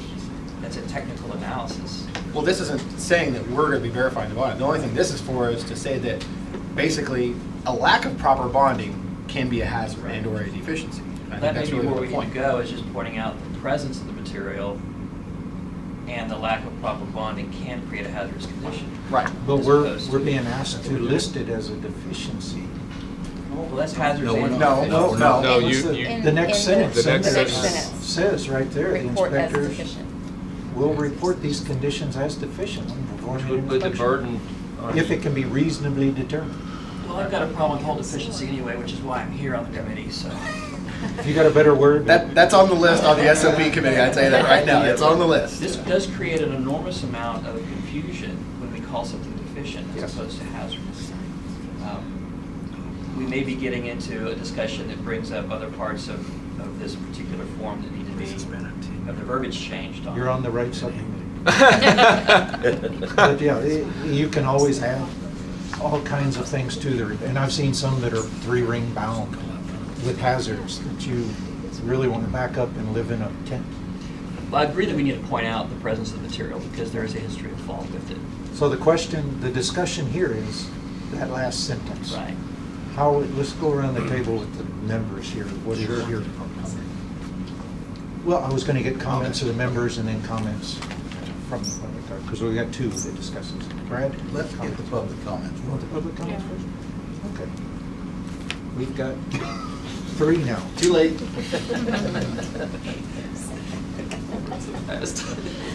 Mr. Fred Buck, the most senior inspector in the room.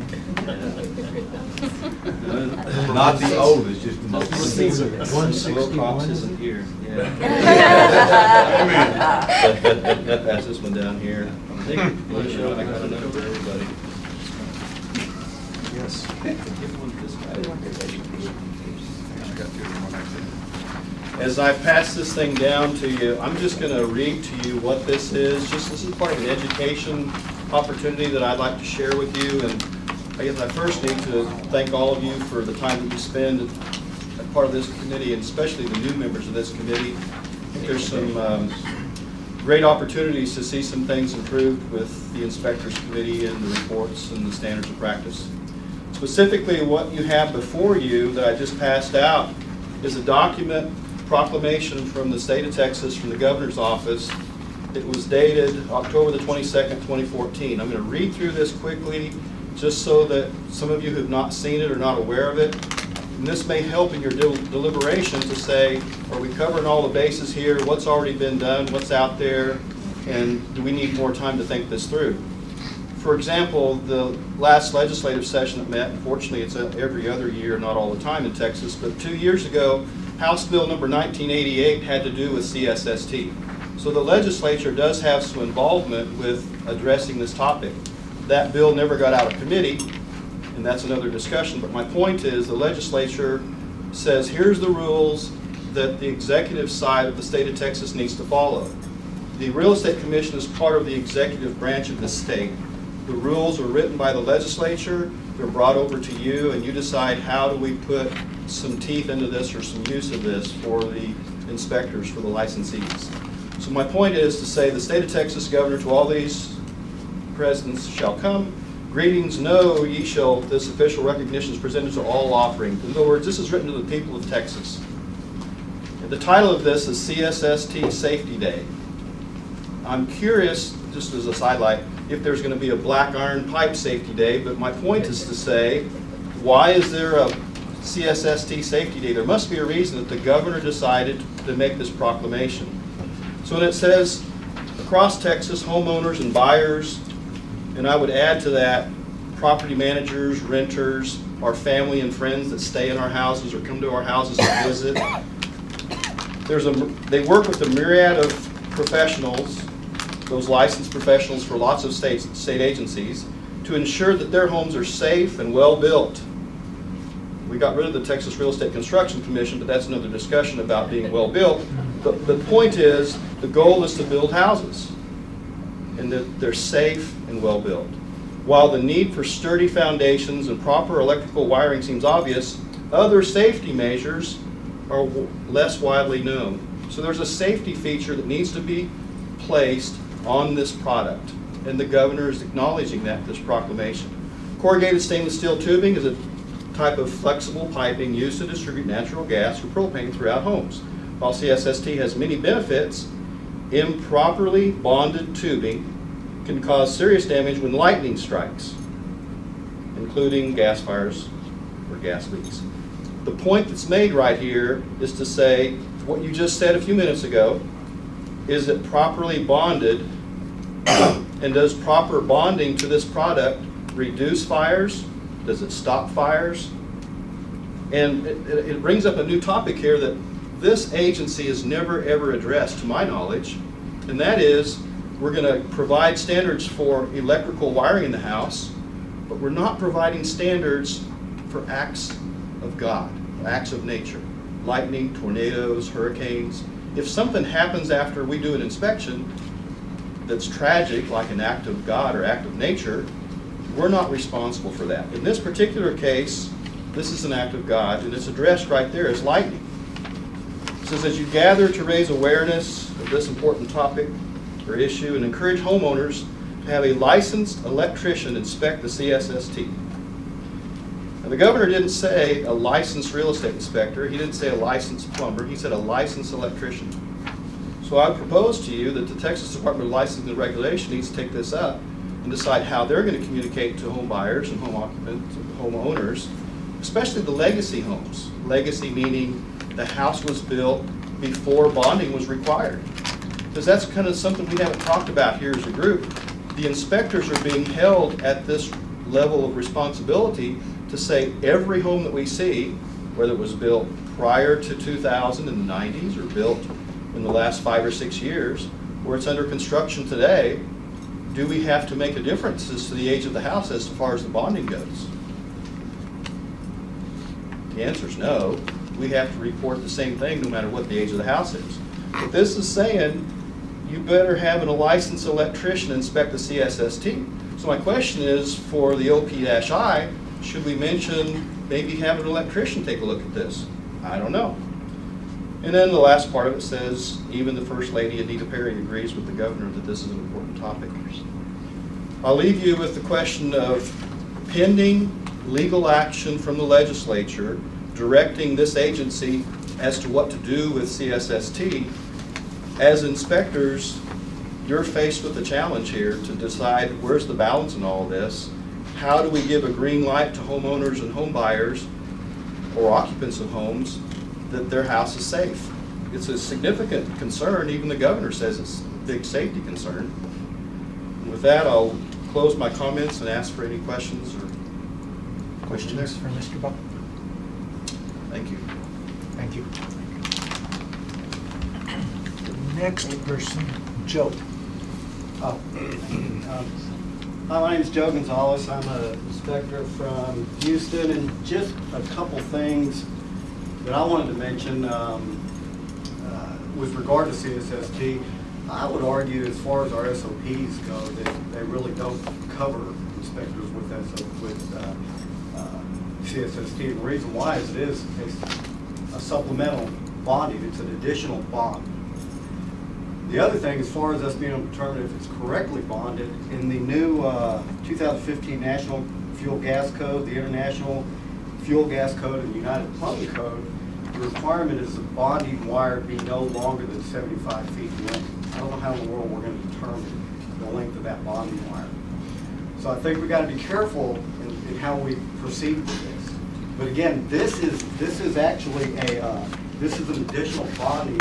As we stated earlier, this is an additional bonding requirement over and above. It's a direct bond over and above bonding of the gas pipe system. When you get to flash guards, the black CSST, that's not required to be specially bonded. That can be bonded as is with the regular system. So I would argue that our standards actually don't cover it as it's been mentioned.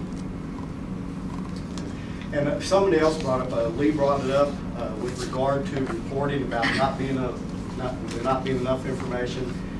That is true. I also spent 33 years with the Houston Fire Department. I wrote a lot of reports, and there is not a question. It's the National Fire Incident Reporting System. And a lot of the major departments in the nation use that. And they try to get information to determine safety and how they're going to write codes. And that is not a question on there. They ask a bunch of questions as far as how fire started. CSST is not on there. Okay. Thank you. Any questions for Joe? Okay. Third public is James. Hi, my name is James Hudson, local inspector here from the Austin area. My comments are kind of last minute based off of our conversation on what should be put up there. And from what I have learned, I mean, I'm definitely in agreement with several of us about CSSD and the issues around it. But in justice form here, why can we not state simply improperly installed CSST, such as we did the appliances before? Because CSST is already categorized under the lack of electrical bonding and grounding. Why cannot we say improperly installed? Now, checking whether or not it's 75 feet long, the bonding wire may throw that loop out there, but why do we have to specifically state the lack of bonding on CSST exam? Because it has not always been a requirement. Like the current installation instructions of what you read that they're constantly changes from the manufacturers have what's going around the table here. But that wasn't always a requirement for CSST installation. Which is the same for all of those things. Virtually all of those were things that weren't required at some point in the building code. I kind of look at them, those were the, you hear the word, well, that's grandfathered. Well, not really. These are life safety issues. I see your question. Any other questions for James? Is that all you have? That's pretty much it.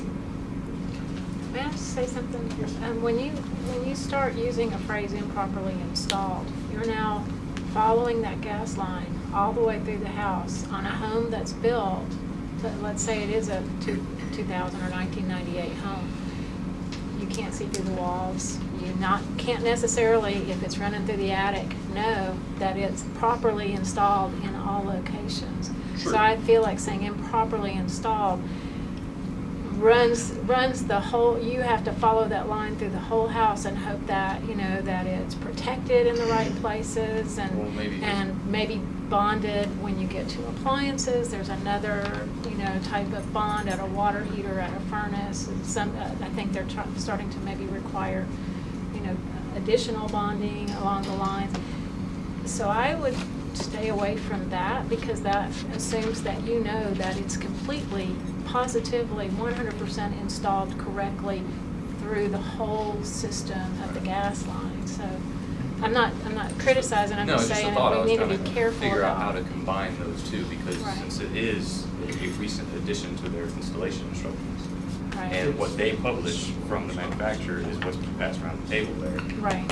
We would all see that currently, but I definitely see what you mean, because only on a new home, on base inspection, are you gonna That's see the only time you're gonna get to see. whether or not it. it's improperly installed. Right. The So other that- things on there that say improperly installed are things that are, for the most part, completely visible. Right. Like an appliance An appliance, improperly you can see the installed whole is thing. easy to Yeah. see, you Okay. know. Can I just say one thing? I think that Ms. Rose's concern is also valid for just talking about whether something's properly bonded as well. I mean, you're then asking, and I don't know to speak to this if you guys can determine that or not, but that's basically if that language was improperly is included, you're then putting the burden on the inspector to determine whether the bonding is proper or not. Proper, effective. Right. I'm just throwing that out, just so you know that Well, that's a and I concern. think that's that- why we came with this wording initially after several months of. And Not why that wouldn't this it be is- lack of visible bonding? Well, it I mean- originally started with visible, and then Yeah. because the latest building code, used to, it was the point of entry. We could always see the clamp. Right. Latest building code can be anywhere, which kicked out the 75-foot limit on that copper wire. So it can be anywhere. It doesn't have to be accessible, doesn't have to be readily accessible. The bond can be in the wall. Most of us have seen the new, people are using the grounding electrode for the foundation systems, and they put it in a cover plate in the wall. UFA ground. Yeah, Right, the- right. If you didn't know what that plate was or where it was behind the dresser, you'd never find it, so it wouldn't be accessible. I mean, we had visible in there originally, and we kind of believe that was kind of unreasonable. Well, it was also determined that if you look at the Layton language, the hazard isn't the lack of visible ground bonding. The hazard is the lack of bonding if you're going with this language. That's the same, another reason why where required doesn't really fit as well. Because not only does that put a burden on the inspector to know codes, it's also the lack of it where required is not necessarily, it's the lack that's supposedly the hazard. So that's, in fitting with the language leading into this, that's why that was, visible was removed. Where required, you know, because we have so many versions of the building code, you could go back 4 revisions and say it wasn't required. You know, and we didn't want to reference a specific year group. Okay. Yes. A lot of things that get sent to me about this issue, one of them pointed out testing for bonding, I'll quote it here, the presence of bonding can be determined by the use of an ohm meter. Is that an incorrect statement? That's an incorrect statement. Totally incorrect. Because I promise you, you can put an ohm meter anywhere on that thing, and it's going to ohm out. I didn't say I trusted you, I just said somebody said. Well, it will. Well, and that would fall under, we don't use specialized tools for Right. specific Start things, and requiring that puts inspectors. us as electricians now testing continuity or, you know, that sort of. The pipe, you know, like. my Inherently house. bonded if My it's house, connected. when it was my gas pipe is connected to my furnace, which is also electrically bonded back through the ground wire, so I'll probably find continuity. But the newer fuel gas code, like you quoted there, it requires a direct bond on any system that has any CSSD anywhere in it, which is additional to the electrical bonding that it already has. I look at, Is it effective? Is it working? I don't know. We're saying here lack of bonding. My opinion is that you're asking me, do I see a clamp somewhere with a copper wire going somewhere? And Another is that person what trying to we- educate me on this said that there was a contributory issue with the gas supply people going away years ago from black pipe to the vinyl pipe, that being a further evidence of grounding. Virtually everything now is vinyl in the ground. There's no continuity, so it ends at the meter. see, I understand about putting certain burdens on us, and I think where required probably should go out. But in the end, whatever we put in there, that very last sentence of that last paragraph says, if they can be reasonably determined. You know, and I think that's, It'll I mean, be that argued seems- with the attorney. Right, but I mean, it's, if they can be reasonably determined, if it's something that's hidden, it's obviously something that can't be reasonably determined. If it's covered up by walls, covered up by insulation, it can't be reasonably determined. But I think probably getting rid of where required, but adding lack of proper bonding, I just kind of felt might be appropriate, rather than direct or visible, or whatnot. Just seems like a more applicable word in that scenario. I think the whole bonding thing is very problematic for your industry. I think it increases the burden too much on y'all. And I think it should be the existence of or presence of, and I understand the concern that are we, condemning this product when people have different opinions. There could be a modifier after that about something short about the discussion. That some people think it's a potential fire hazard and others think that if it's properly bonded, it's not. And ended at that, but that you would be required to report its presence. And then once documented, of course, what the respective buyer does with that is their business. There's a number of places in the report where we just report. We report water pressure, we report, presence of things. But then again, what does a consumer get out of that? If I just say in the plumbing section, I report the water pressure was 75 PSI and CSST pipe is present. I'm not sure reporting it. Well, on my report, I'll put in my personal report for mine. If I see CSST, it'll be in my report. And I'm gonna put in, the CSST safety website and that type of stuff. And I do that as a business owner in the best interest of my customer. That's what I do.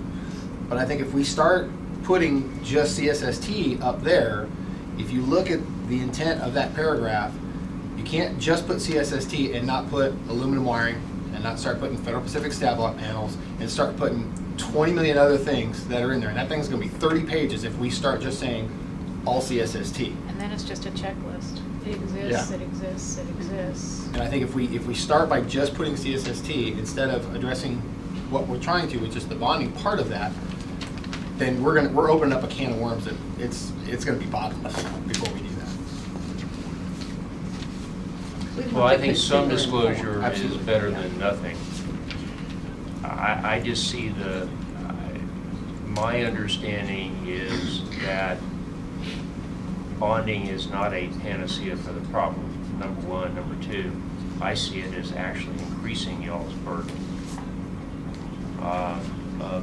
Now you have to determine if it's properly bonded or not. We've had to determine that forever. It's part of our standards now that we have to determine if the things are bonded properly. I don't see this as increasing our burden. This is simply just a notice to the consumer. If they can be reasonably determined. Yeah, this is a potential issue that the lack of proper bonding can cause a problem in this particular type of material. But if you have to determine that, and if it's determined that it's not properly bonded, you have to report it as deficient. Right, but that's part of our standards, not part of the OPI. We That's part of already the, do that. Yeah, that's part of the standards of practice, which is already in place. We already have that burden on us to determine whether it's properly bonded or not. However, we Right. can It's any- determine if any it's can. properly bonded in a lot of cases. Exactly. So, And that's a visual inspection, not getting out Right. an ohm meter and checking. right, because that 75-foot wire grounding conductor, you'd have to disconnect it from both grounds and physically put the ohm meter on both ends of it to verify if it's conductive all throughout the whole thing. But we're crossing over into two different areas. We're really talking about the OP1, which is the issue at hand, but we're crossing over into the standards issue, which is really not what we should be addressing, and that's If for we that stated committee. the lack of adequately bonded CSST, does that put us at liability for verifying the bonding on it? Just by stating the lack of adequate bonding is the hazard? See, I don't see that as putting us, I see that as just letting the consumer know that if it isn't bonded properly, it can be an issue, which is really what the rest of the intent of the items above that really state. So if that verbiage was in there, and then you and I, which I do the same thing, I state that there is this material on the house and its potential problems, that seems to me would relinquish us of any liability toward that plan. Is that But it the was still goal? Is informative. the goal to No, relinquish it's- liability, or? No, it's to inform the consumer. It's to inform the Both. consumer. To inform the consumer of the potential danger of the material, As as it is. well as not put myself in a legal responsibility to verify bonding. Well, I can't do it. But that needs to be stated in a very concise manner that the consumer picks up on. And I think that verbiage is probably the easiest way to do so. I'd like to go around the room with the members and just get your opinion on the proposed change and what you'd like to see. Right. I would change the wording to lack of bonding on gas piping, including corrugated stainless steel tubing. And that Is the comes end with- result any different than what we have?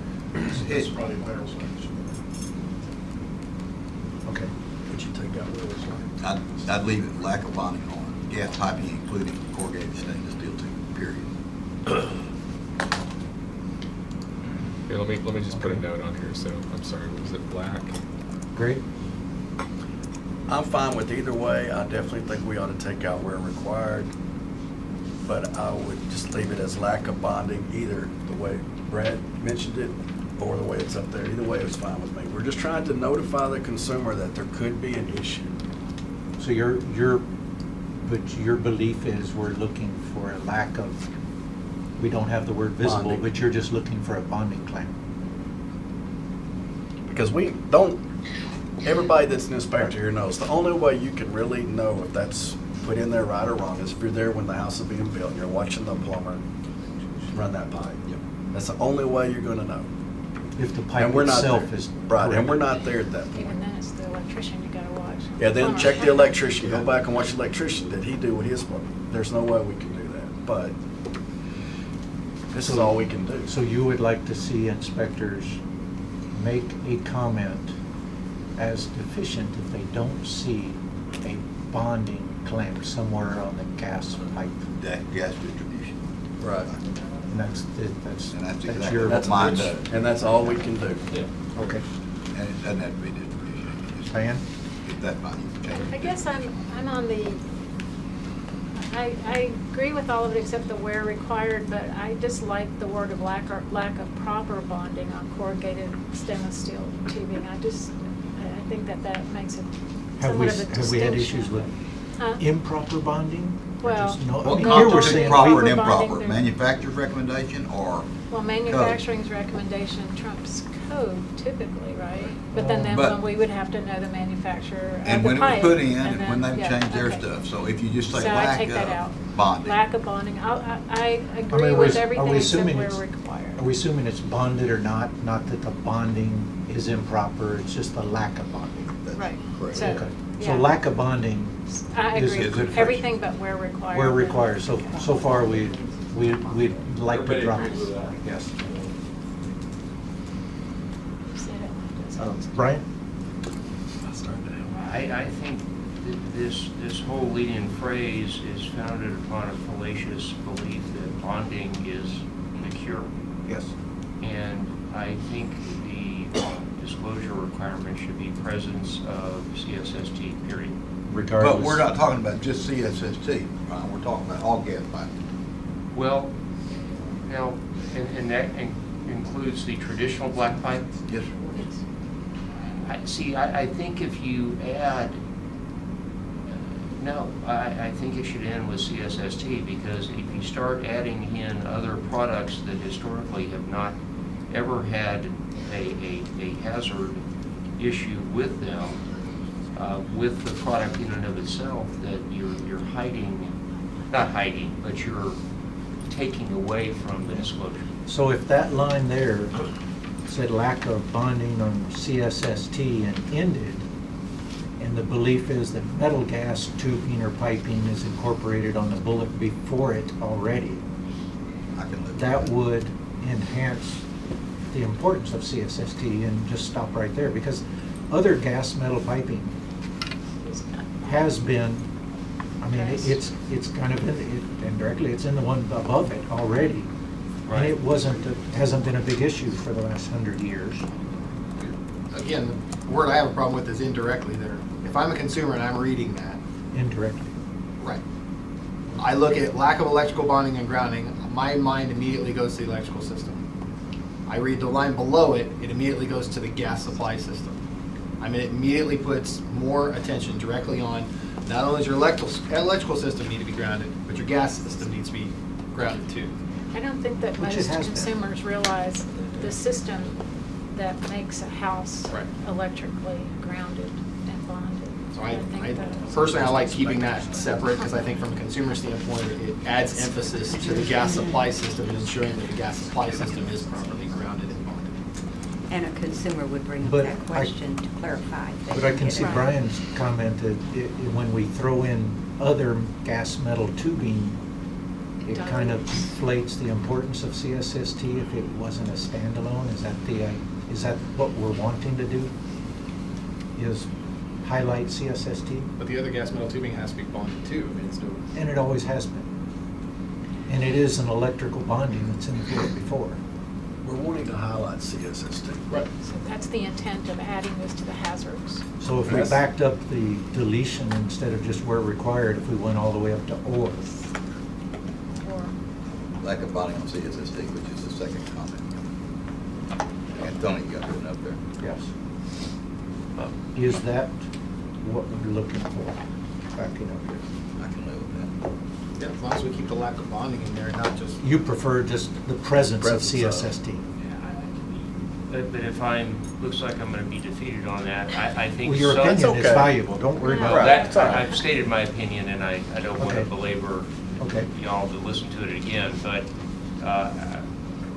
I think any disclosure or requirement is better than none. So if it comes out of this advisory committee that lack of bonding should stay in, then And it could say lack of bonding here, and then the presence of CSST could be a reportable item in plumbing at some later date if we determine that just. It's unsafe. Well, just the present, well, I don't want to say it's unsafe, I just say that we could have it as report as present. You know, report. observed. Observed, just like we do, there's a number of things in the report that are not reportable as deficiencies, we just report. I mean, this topic isn't going away by any means, and I'm assuming we'll hit this on the SOP committee in this review that's coming through. I'm sure that. So in the plumbing section, it may say, report the presence of CSST. I'd like to stay on point. I mean, Yes, sir. And we're trying to decide what is the recommendation on this exact language. And I think if people want to vote for lack of bonding to stay in, to stop the sentence after the parentheses, that if I'm voted down on the mere existence of it, I would vote for that.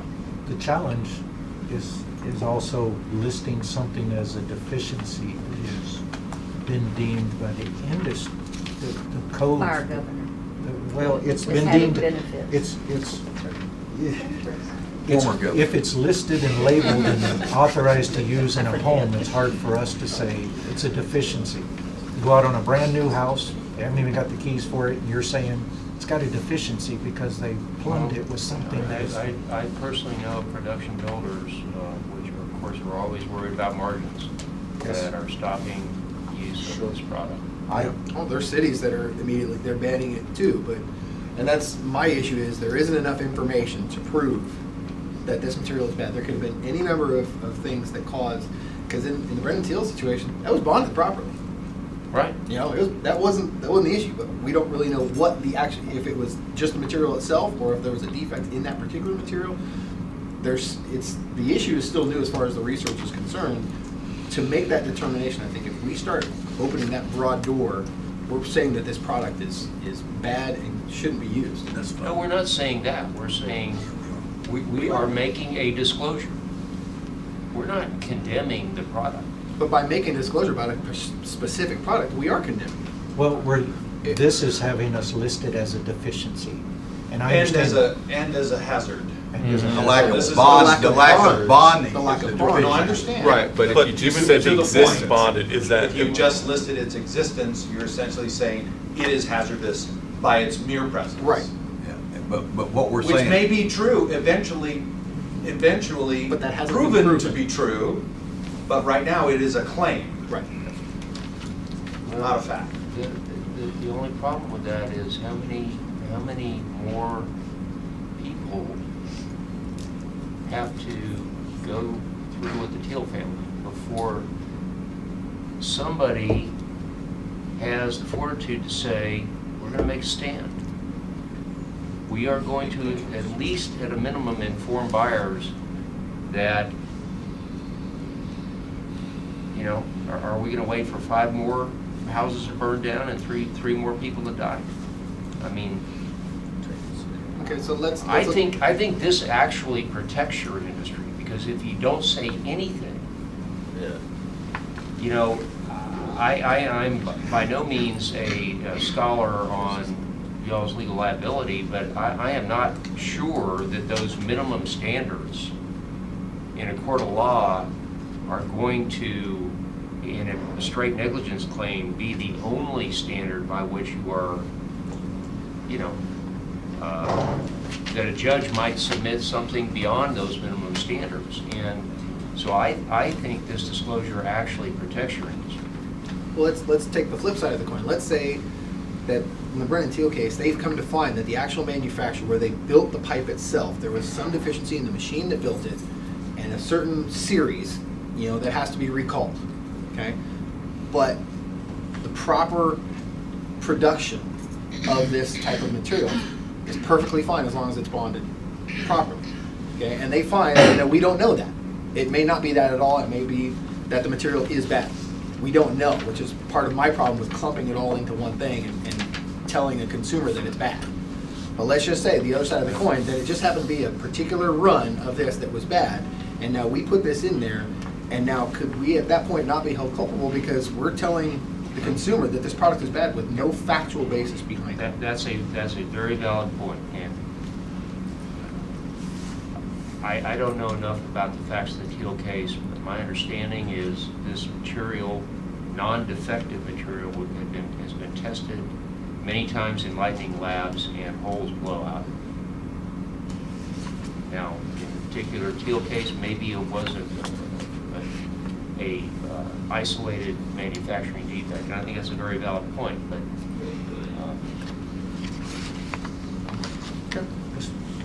Matt? Doyle Williamson. Doyle. Um, I don't know why I said Matt.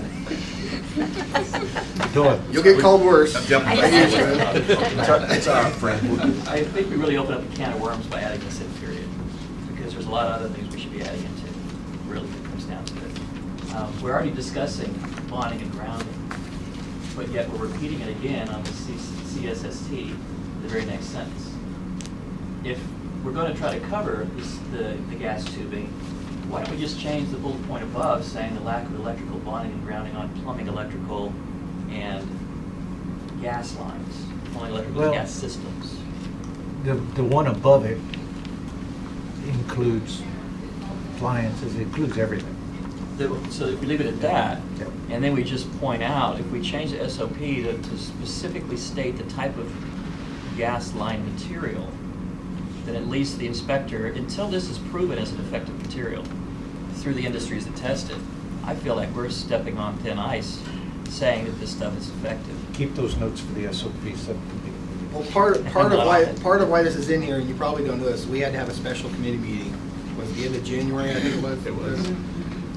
Specifically to put this in there to kind of, To get the ball rolling. to stave off certain legislative action to impede a little on us. Okay. So we tried, that's really why we're doing that. Can you accept if the sentence just said lack of bonding and CSST and end right there? I would have to fall back, if it's going to be in there, I'd have to fall back on Mr. Wood's comment, just state that it's present. As it is a deficiency. Yeah. I agree with that as well. There's nothing definitive about the grounding being the definitive failure of the material. There's nothing And the definitive on presence. the presence of it being a deficiency. That's why I'm saying it shouldn't even be in there. If you say it's bonded, are you assuring the public then that it's safe? No. But that's what they're gonna read it as. No, It's- absolutely not. No.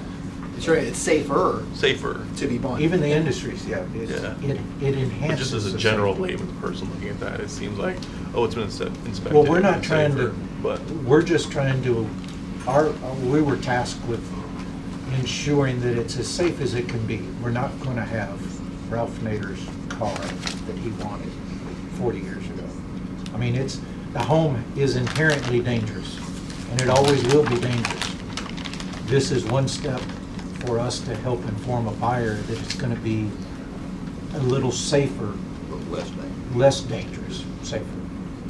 So, short of making a list of things that are hazardous in a house, which would be pretty long, by enhancing CSST, because it's in the news everywhere, the lack of bonding on it, because that is something that wasn't done on CSST up until the last code cycle.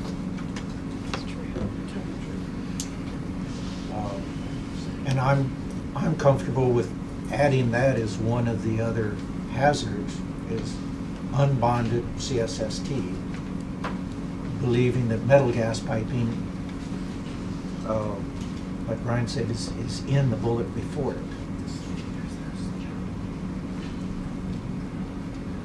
Matt? You would prefer to just say any CSST is a deficiency? There's lots of things that I strike out of specifications every day in my office, and it's because of liability. And I wouldn't want to say bonding or grounding. I would just want to say that was this was here. It was basically a disclosure, and leave it at that.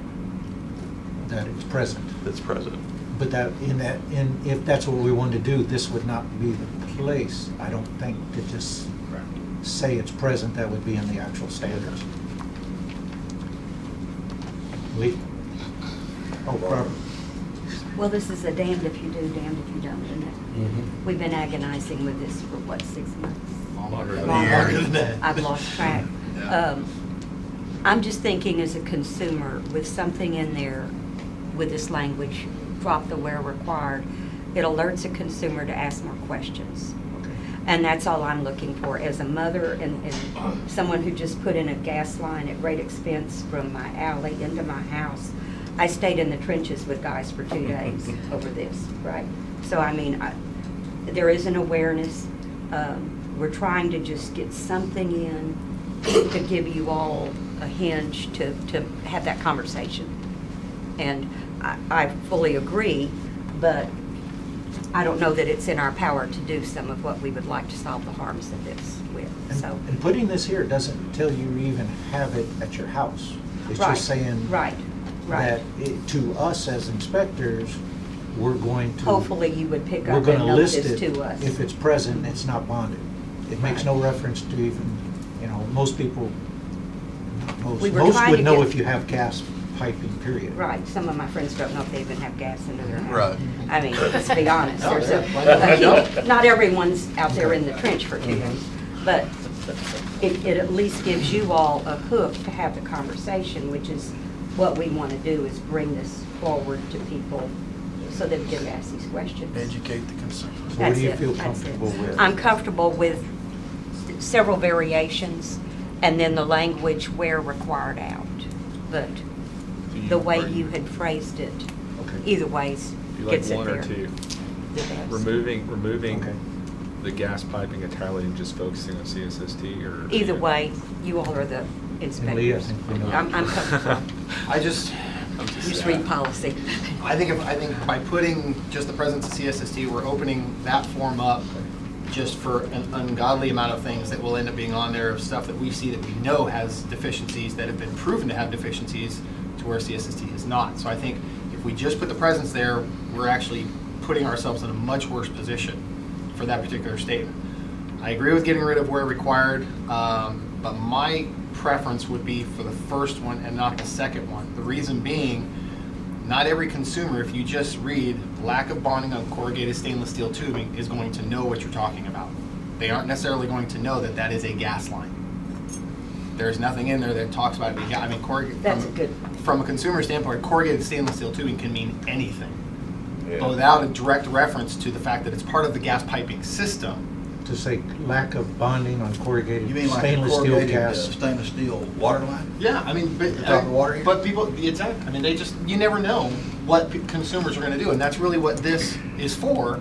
This is for the consumer. So I like the first The first one that we have, lack of bonding on gas piping, including CSST, I think that covers what we do, and from a consumer standpoint, it alerts them what CSST actually is.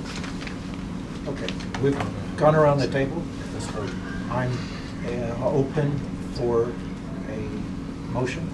Can we vote to strike the where required first legally and then? Well, it'll be part of the motion. Okay. Well, since I've made that first Okay. statement, I'll make the motion, except the first one. How was your motion? Lack of bonding on gas piping, including CSST, corrugated stainless steel piping, written out, and then CSST for premises. I'll second that. So, I'm sorry, the first one where it says lack of bonding on gas piping, including corrugated CS, stainless right. steel piping, and Spelled out. premises. No, I know, that was just shorthand for me. Right. Yeah, I know. Lazy. I'm lazy. You must So be a Get out the legislator. wheel. No. So you're Spin around and tip on. So you're also, okay, obviously we're adding the word "and" to the bullet before, and then Yep. the bullet would say lack Lack of of bonding on gas piping, including corrugated. CSST. That would also include changing the report to 7.5. Right. Well, anything we do Yeah, here. anything. But it's part of the same motion. Okay, I've got a motion by Brad. In a second. Brad and Greg. Any discussions on that motion? We discussed it today. Okay. All in favor of accepting Brad's recommendation stating that the lack of bonding on gas piping, including CSST, Including corrugated stainless steel. Mhm. CSS, we can spell out corrugated stainless steel tubing and CSST as an acronym. All those in favor of that? Visible hands? One, Yeah, two, we'll have to vote. Okay, that's unanimous. All right. Next item Can we deal with the language?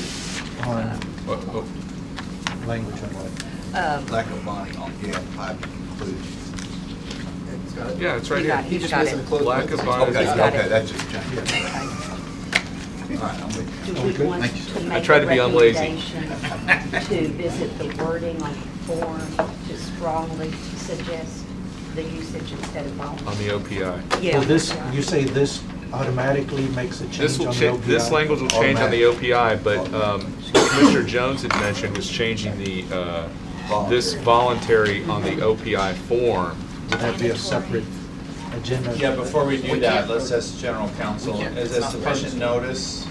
It's not on the agenda. It's Oh, not, yeah. it's Correct, not that's the on the point. Yeah, agenda. that's the point. So- We add can it put for next that time? on, we can put that on the agenda for next time, is to address the language on the OPI. Okay. Okay.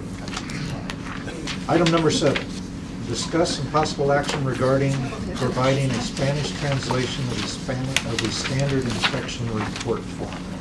Item 8. I'll need some guidance from staff on the legal side of this. I think the committee may have dealt with this in the past, but we have received, the agency has received a couple of different requests from inspectors who have a large contingent of Spanish-speaking consumers that they would like a Spanish translation of the inspector form to use for their Spanish-speaking consumers. Right now, the rules require inspectors to use the form as promulgated. There is, however, nothing in the rules that prevents an inspector from using the promulgated form and then typing all of their comments and notations in any language, be it Spanish, Korean, or French. So that is certainly one option that an inspector who has Spanish-speaking consumers could use. There have been, as one of the commenters pointed out, at least one bill filed in the current legislative session to designate English as the official language of the state. I can also tell you that bill, or one like it, has been filed in at least the past 2 legislative sessions with no action by our legislators. In addition to that bill, there are many other bills that ask courts to provide Spanish translations of their forms for Spanish-speaking members of the public to use. But even those bills simply note that it's for the convenience of the public. It's not something that can be filed in the court as the substantive form. So, that could be an option that the committee decides to go with, that we could have a form translated in Spanish, basically the preamble and everything, but that inspectors would have the option to use a Spanish language form if they so chose, but they would still be required to use the English version of the form as well. So it would be at the inspector's option to provide both forms to the consumers if they so chose to make that decision. So the form now, and the requirements for the form is that the inspector will note deficiencies in the block that they're noting, but it does not make reference that it has to be in English. Correct. Our rules do not require any notations on the form to be in a specific language. Now, Kristen? Sure. Are any of the other track forms done in multiple languages? No. Can I? Yes. I'm gonna jump in though and say the trade people in Texas they used to take all of them, now they take about 25 of the most heavily used forms, including the track forms. They put them into there's a lot of dialects in Spanish. You can't mix that up too much. They took the most popular dialect, translated them into Spanish, and turned them into a brochure form that cannot and should inform. There's a admonition at the bottom. Cannot be used as a contract. It's to explain. So yes, the answer is yes, they're out there, but it's from the trade people, not from the commission. Right. Okay. Like the associations. And I believe the instructions, while the complaint form's not in Spanish, his instructions are in Spanish, I believe, on That's correct. our website. Right. What kind of burden would that put on the commission if you were propagating 2 languages? The issue would be one of enforcement.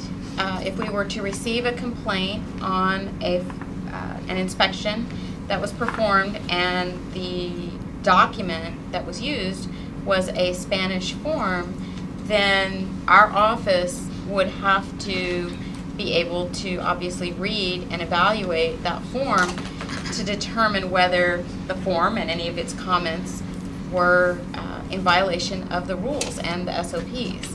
We wouldn't be able to limit to just Spanish. Right. You Correct. You have to open it up to all of them. Correct. And that just opens a whole different boat. I guess part of my concern is the seller's disclosure form. Seller's disclosure form states, has there been an inspection on this property done in the last 4 years? I think 4 years is the timeline in which it. That's not Trex though, that's the trade association. You're right, it's TARs. But there's becoming an increasing demand for that statement. But a lot of what gets used is the TAR form.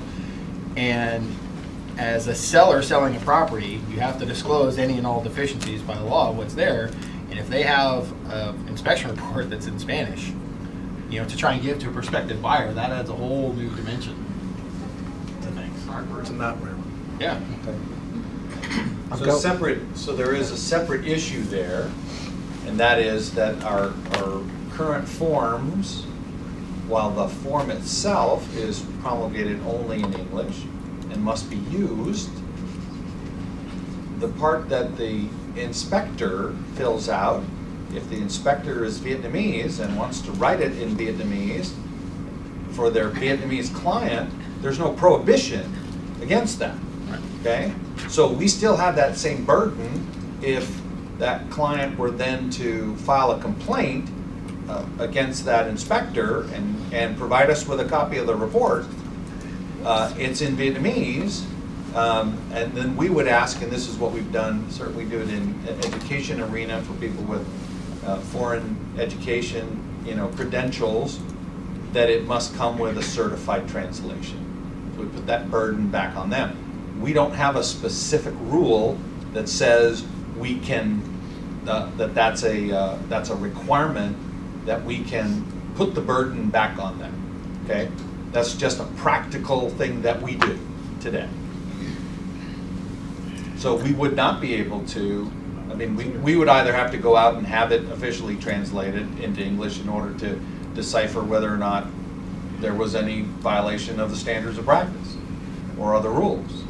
But that's a different issue than promulgating an official form in Spanish, which I would caution would, once you start with Spanish, then, if you're in the Houston area, there's at least 5 South Asian languages that would probably be more important to have in certain areas, and where do you stop?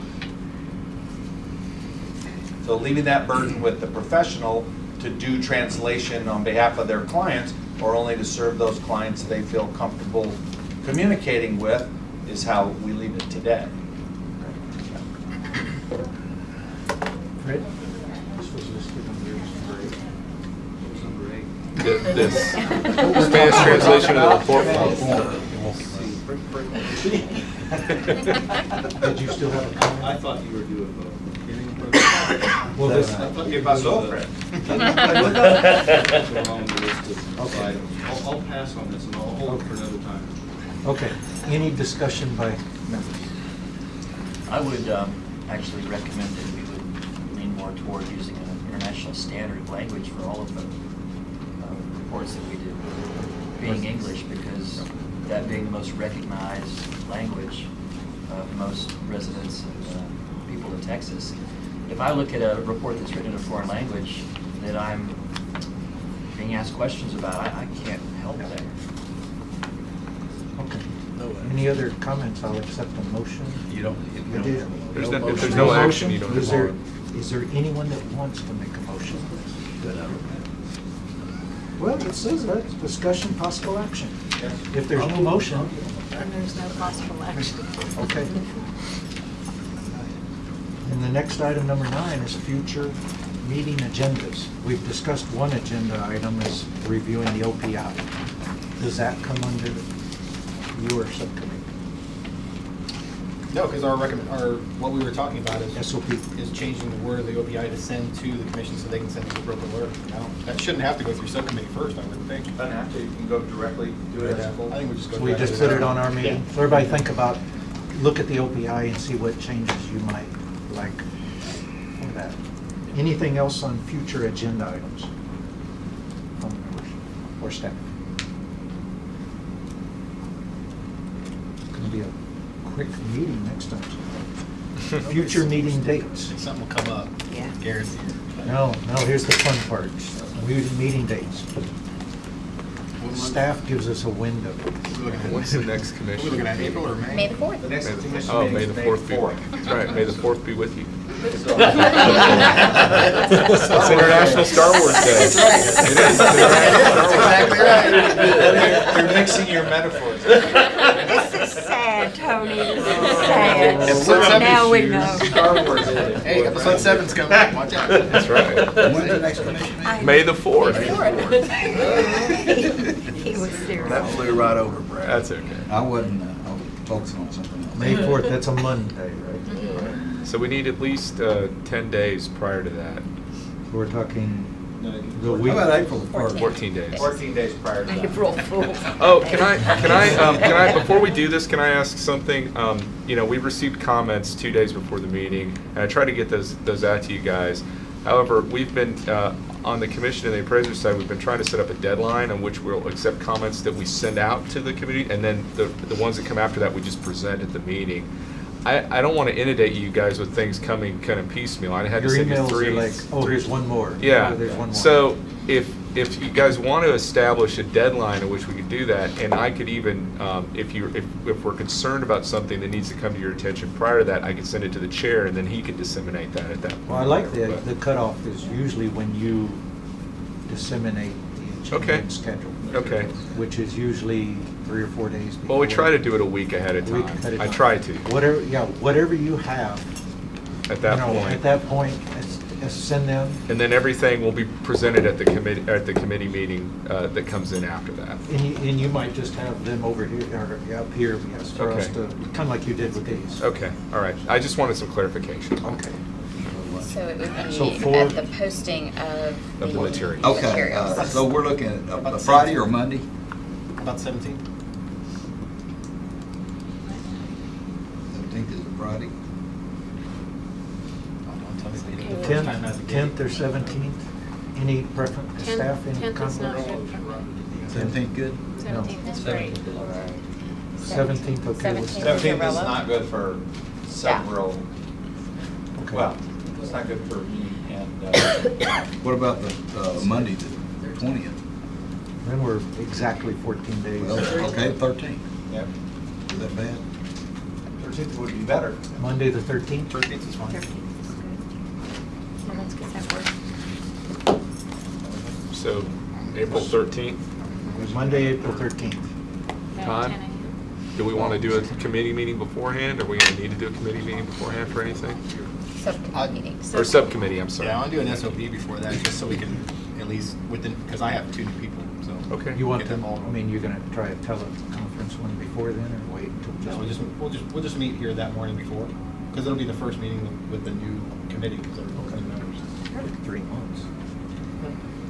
It's a long process. Okay. If we do a subcommittee before, only one of you get to do it. So, And then you would like, you're. Well, no, you could have No, two you can do it. Well, you have two could, I subcommittees. mean, but I mean, do you want one? At what Yeah, time? I mean, unless y'all What time do you feel want that. one? Maybe Nine- not. 9 o'clock for a that's what we've done in the past, 9 General. o'clock and then 11 o'clock for the. 11 for the, We've done in the past. does that work on schedules? Anybody else want a subcommittee meeting that morning? I may, but I'll let you know ahead of time. Okay. I'll get with Ms. Jackson and see what all we can work on. Okay. So 11 o'clock on Monday, the 13th of April. Any other significant dates between now and then? When's the commission meeting? Is there one? May Is 4th. there We'll one a never couple forget weeks that. from now? Evidently, people are. So the next It one? just was. Oh, okay. The next one's August the I was gonna 17th. say the chair missed that one. Yes. No, Brian came. Oh, did he? Yes, he did. Oh, I didn't know that. Okay. Yeah. Other than, we've got the dates. At this point, meeting is adjourned. Time is 12:44.